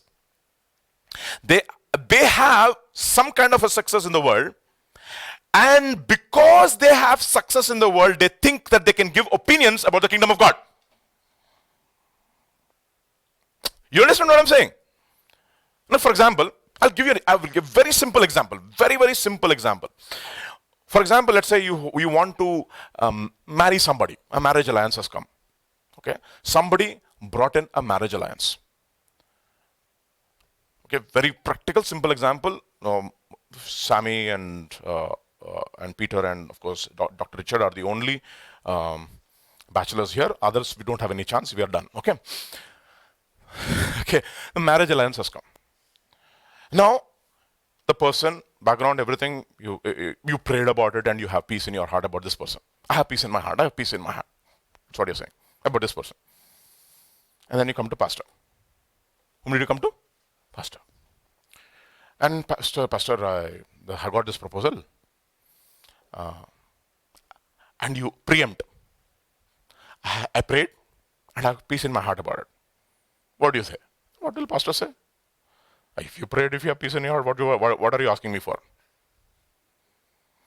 Now, if it would have been different, if you would have come and said, Pastor, this proposal came, can we pray? No, you already got peace in your heart and you're asking Pastor to sanction it. Pastor will say, okay,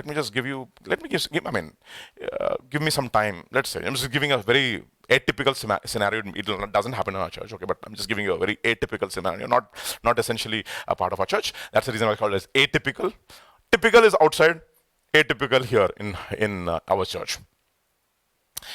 Pastor, it's okay, is he a believer? Yeah, he's a believer. Sold out for God? He got baptized. No, I didn't ask that. Is he on fire for God? He's a member of... No, I'm asking you, is he or she on fire for God? So, I don't know. But have peace about it. Okay, let me pray now. And pastor will come and say, child, but I don't know if I have peace about it. I don't think it's from God. I think you have to wait. Just give it some time. Then you are bent upon getting married. Pastor, then what you will do, you will probably go to another person in the congregation who's possibly a CEO of, let's say Amazon, not CEO, maybe CTO, of Amazon, who also comes to Grace Tabernacle Church. Just giving an example, okay? This is an atypical scenario, okay? And you say, and he comes and says, yeah, maybe. That guy is a successful guy. He's got a good job. Yeah, he's got a good job. Yeah, okay, believer, you can make him strong, don't worry. You can pray for him. As long as he's a believer, he's okay.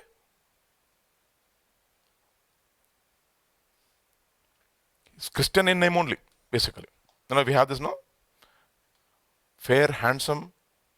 Like, statistics are important for us. Achievement, okay. Fair, handsome, 6 foot, horizontal and vertical statistics has been given. Fair, handsome, Chaudhary girl. I'm sorry, Chaudhary boy. 6-pack salary, what else? 6-pack, nahi? 6-figure salary, okay. Etc. And he looks very good. And he says, boy, he's successful. And what has happened? This brother is also a member in the congregation. He's also successful. He's also a Christian. Maybe his discernment is better than pastor's discernment. And what has happened? You go with a sur. He might be a rock, but he is a movable rock. I'm just giving you an example. Very, very important for us to realize this. I'm giving you marriage because it is one of the normal things. No, in Lot's time they married and were given in marriage. So we are living in those days, and we are also most of the times our minds are preoccupied with that. God says no. This just because there is an appearance of some sturdiness in his life or her life, it doesn't mean that his opinion is God's opinion or his viewpoint is God's viewpoint. Now think about it. Dr. Richard is doctor. Vijay, he says, Pastor Vijay, I think you have to get diagnosed for something. He's a doctor.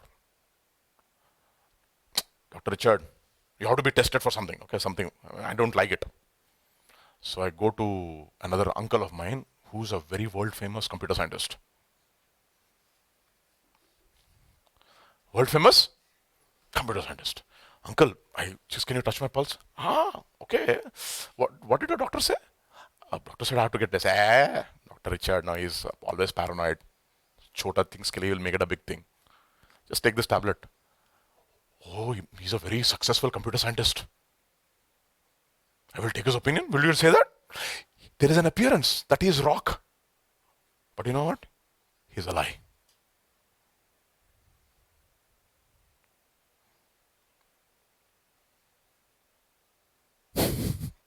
All of you are silent. Good. Killed Zur, the 5 kings of Midian. You know what the word Midian means? Strife. Wherever there is pride, there is strife, says the proverb.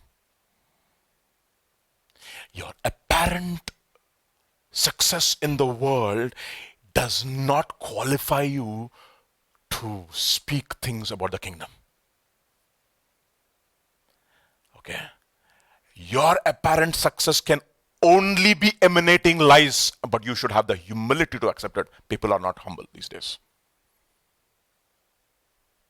You don't have a greater discernment. Just because you are well settled in life. Sorry.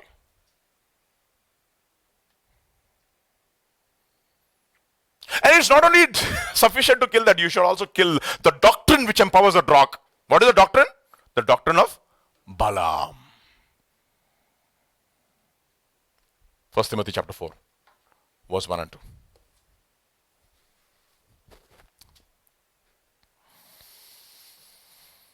The Spirit expressly says that in latter times some will depart from the faith, giving heed to deceiving spirits and doctrines of demons.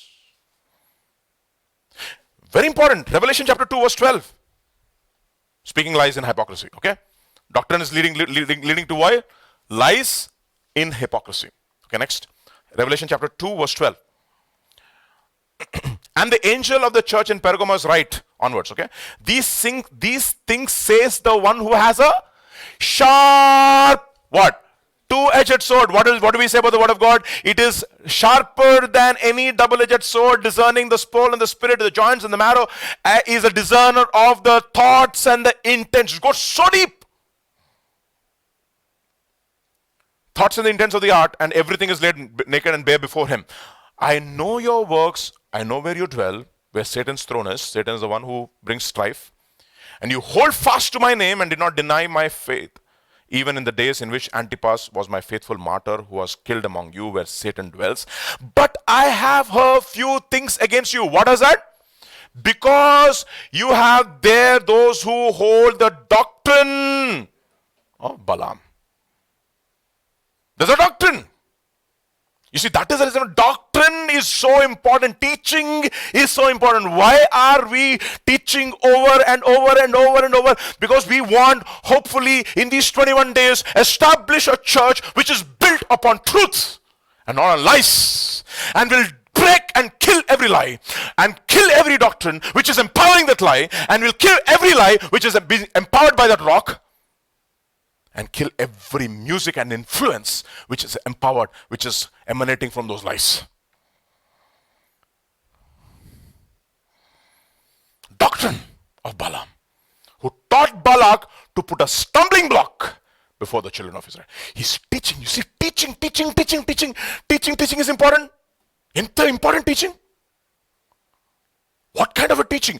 Teaching which will bring in demons, or teaching which will expel demons? Mark's Gospel, chapter 1, please. Mark's Gospel, chapter 1.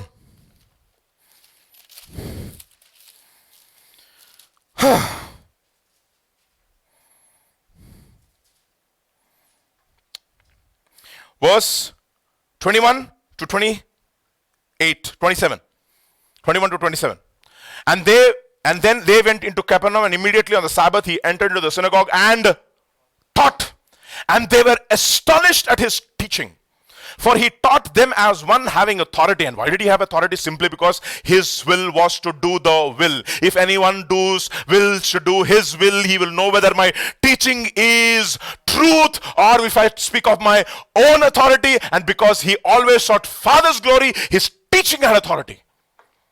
For he taught them as one having authority, and not as the scribes. Next verse. Now there was a man in the synagogue with an unclean spirit, and he cried out, saying, let us alone. What have we to do with you, Jesus of Nazareth? Did you come to destroy us? I know who you are, the Holy One of God. Then what happens? But Jesus rebuked him, saying, be quiet and come out of him. You see, he would never allow anybody, even a demon, to give testimony about him. You're a lying spirit anyway. How come I know that your testimony about me is true? Be quiet and come out of him.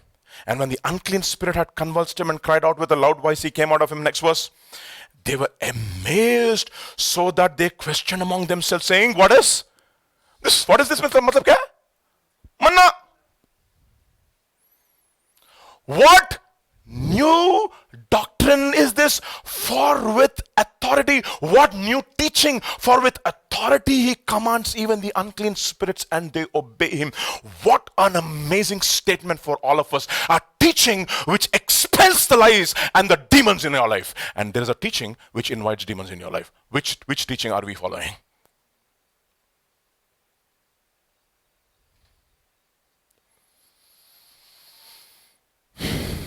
And immediately his fame went abroad. So it's important to do three things. Let's go back to Numbers chapter 25. Three attitudes we need to have. Numbers chapter 25 and Numbers chapter 31 verse 1 onwards. So we'll look at the first 35 verses 16 onwards now.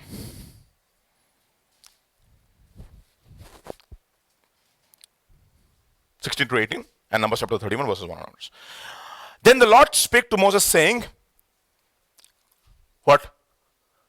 Numbers chapter 25, bro. 25. It's not 35, 25. I'll take a break.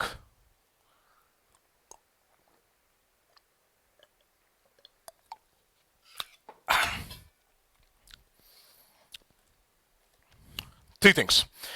Then the Lord spake to Moses, saying, harass the Midianites. Then attack them. Two things.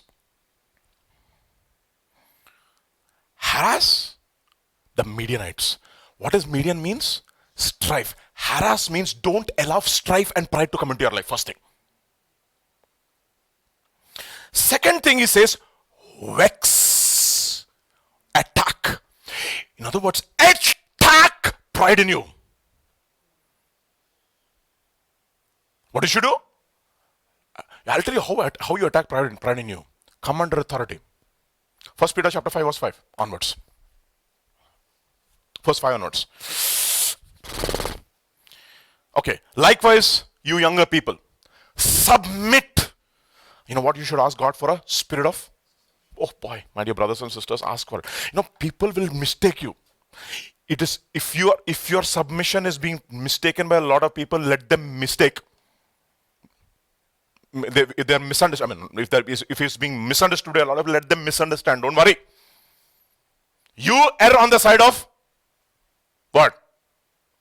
You err on the side of safety. Safe place to be, humble space. Humility is the blessed policy. Okay. Submit yourselves to your elders, yet, yes, all of you be clothed with humility by being submissive to one another. For God resists the proud and gives grace to the humble. Therefore, humble yourselves under the mighty hand of God, that he may exalt you in due time. And then, how do you do it? Casting all your cares upon you, for he cares. See, how do you humble yourself? By casting all your cares. Now, I'll tell you what. Or if I submit to this brother or this person or this pastor, maybe he will take advantage of me.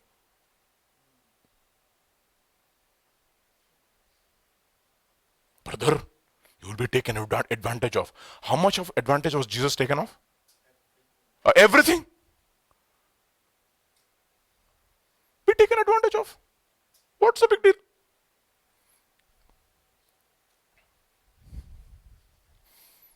Kada. That's what it says. Paul says, you are taking your brother to another brother to court, rather suffer loss.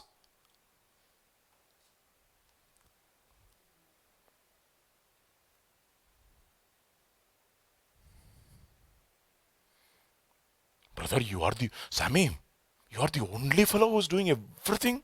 Nobody helps you. Run for your life from those people.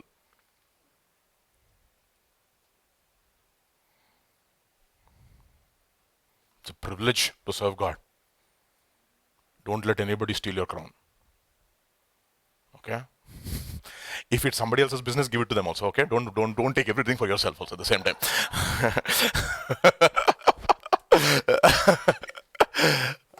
Okay. You understand?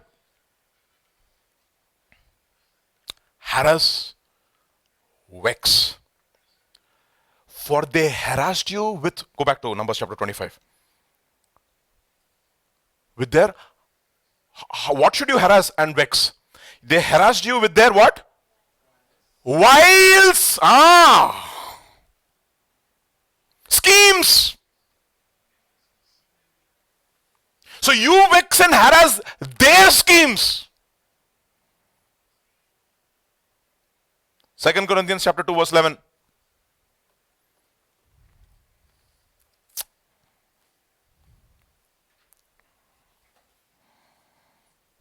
What does it say? Lest Satan take advantage of us, for we are not ignorant of his wiles, devices, schemes. Okay. Put on the whole armor of God so that you can withstand the schemes. Schema, actually that's the word. Schema means schemes. Vex and harass the schemes of the devil. How do you do that? Don't give space to sentiment.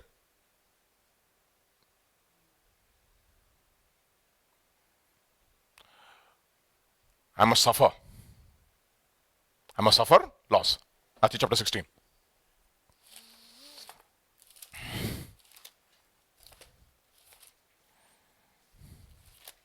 Are we there? Excuse me. Exactly, I'll tell you the exact verse. Matthew chapter 16 and verse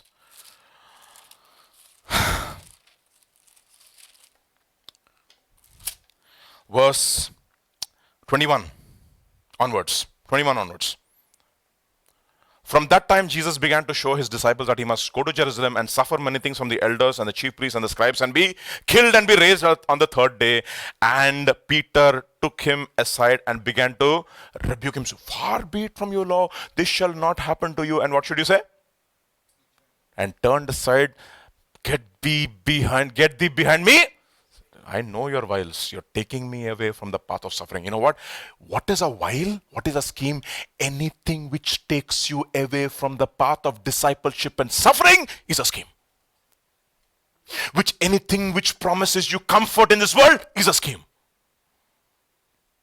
Anything which draws you away into the cares and riches and the deceitfulness of riches and the cares of this world and chokes the word of God in your life is a scheme of the devil. Which takes away the zeal for God's house and God's word and God's purposes in your life is a scheme of the devil. What does God say? Harass and vex the schemes. How? By becoming a disciple. If anyone desires to come after me, let him deny himself, take up his cross and follow me. And then again he says, if you want to destroy the schemes of the devil, it says, next verse, whoever desires to save his life will lose it. But whoever loses his life for my sake will find it. That means you should love Jesus more than anything. Anything. That is how you desire. That is how you destroy and vex and harass the schemes of the devil in your life. The ruler of this world has come to me and he has found what? Nothing inside me, because I know there's nothing for me to get deceived with now from the devil. Schemes.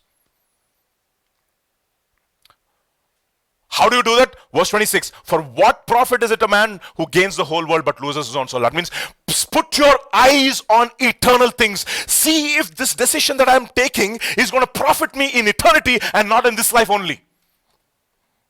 If anything promises you riches in this life, it is what we call as a scheme of the devil. Vex and harass those things.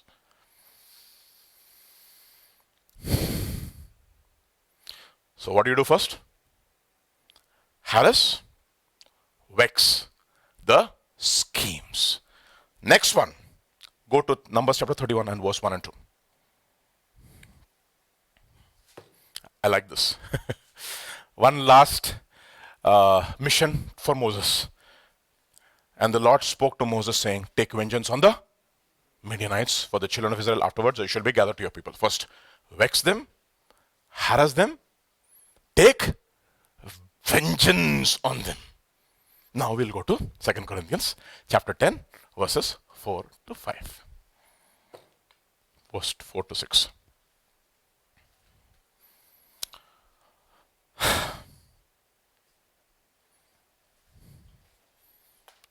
Chapter 10, sorry, not chapter 4. Chapter 10 verses 4 to 6.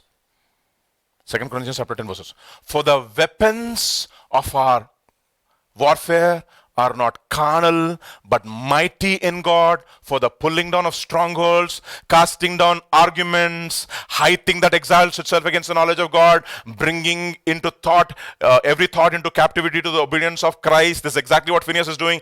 And being ready to punish all disobedience or vengeance on all disobedience until your vengeance or your obedience is fulfilled. You know what? Go to your sin with a vengeance and attack it.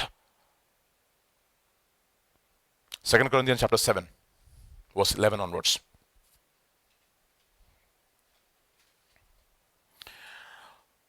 Verse 11. Okay, actually verse 10. Verse 10 and 11. For godly sorrow leads to repentance. If my people who are called by my name will humble themselves, pray, then pray, seek my face, and turn. What is turning? Repentance. For godly sorrow produces repentance, what? Leading to salvation, not to be regretted, but the sorrow of the world produces death. And verse 11. For observe this very thing, that you sorrowed in a godly manner. What diligence. Actually, you have the KJV? Yeah, okay, fine. Okay, you can do that. Maybe KJV, yeah. Maybe KJV is fantastic. What carefulness it wrought in you. What clearing of yourselves. What indignation. What fear. What vehement desire. What zeal. What revenge. In all things you have approved yourselves to be clear in this matter. That is vengeance. You know what vengeance is? Meaning you deal with iniquity in your life. What is your iniquity? What's his name? Zacchaeus? Lord, half my goods I give to the poor. Okay. And if I have taken anything wrongly from anybody, I would restore it how many times? 4 times. By the end of the time, if your bank balance is 0, no problem, God. No problem. I'm ready to pay the price because I want to deal with my sin with a what? Vengeance. And what should I take vengeance on? Strife. Take vengeance on what? The Midianites. What is Midian? Strife. Take vengeance on pride, my dear brothers and sisters. Pride, I mean, my goodness, what is pride? Lord, give me a submissive spirit. And that it doesn't, submission and servility are 2 different things. A lot of people are like this, they walk like this, they think that their posture is going to fool God and fool them also. They're fooled by their posture. You should be upright and blameless. తల ఎత్తుకొని తిరగాలి నువ్వు, తల దించుకొని కాదు. You should walk with your head held high. You know why? Because your conscience is clear with God and man. But you have a humble heart. Because your presence of God is in your heart. And why do you have the presence of God? To this person I look and I dwell with, I the Lord who dwells in eternity in a high and a lofty place, also dwell with a man who's got a humble and a contrite spirit. Are you ready? And if you do these 4 things, what will happen? You will not only stay the plague or kick the plague out, you will also guard yourself so that the plague will never come back to you again. You know, pride is our leading cause for deception. You know what?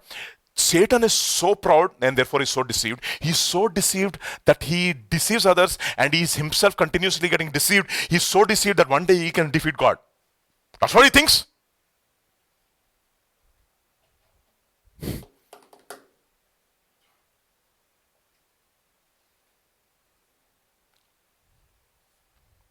That is the reason why in the last days, evil people will go wax worse and worse, deceiving and being deceived.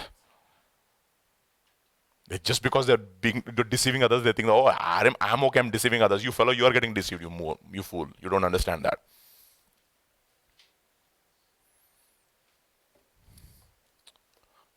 So how many here want to be a Phinehas?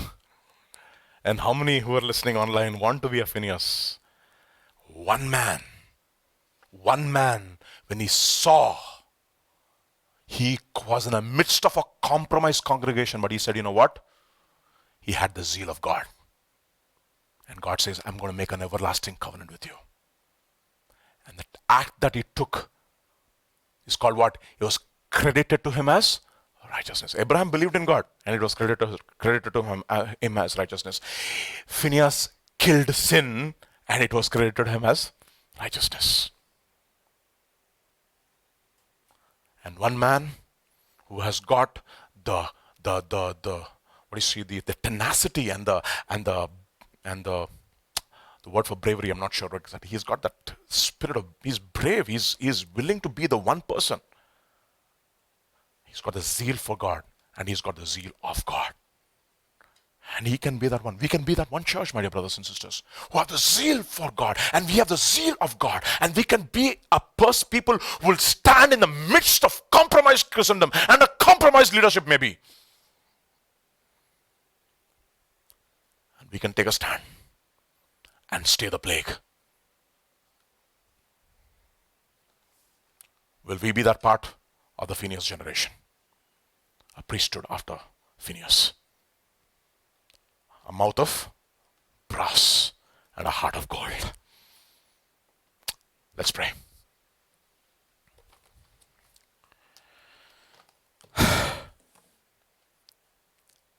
Let's take a few minutes to ask God to burn His word into the deepmost parts of our inner man. Father, have mercy upon us, Lord. When we have only zeal for God and we don't have the zeal of God. Our zeal is all emotional but not backed up by truth.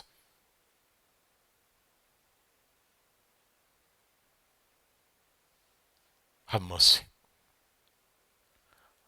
Father, we pray by the end of these days of seeking your face is over, you will find in this church, not just one, beginning with me, Lord, a bunch of people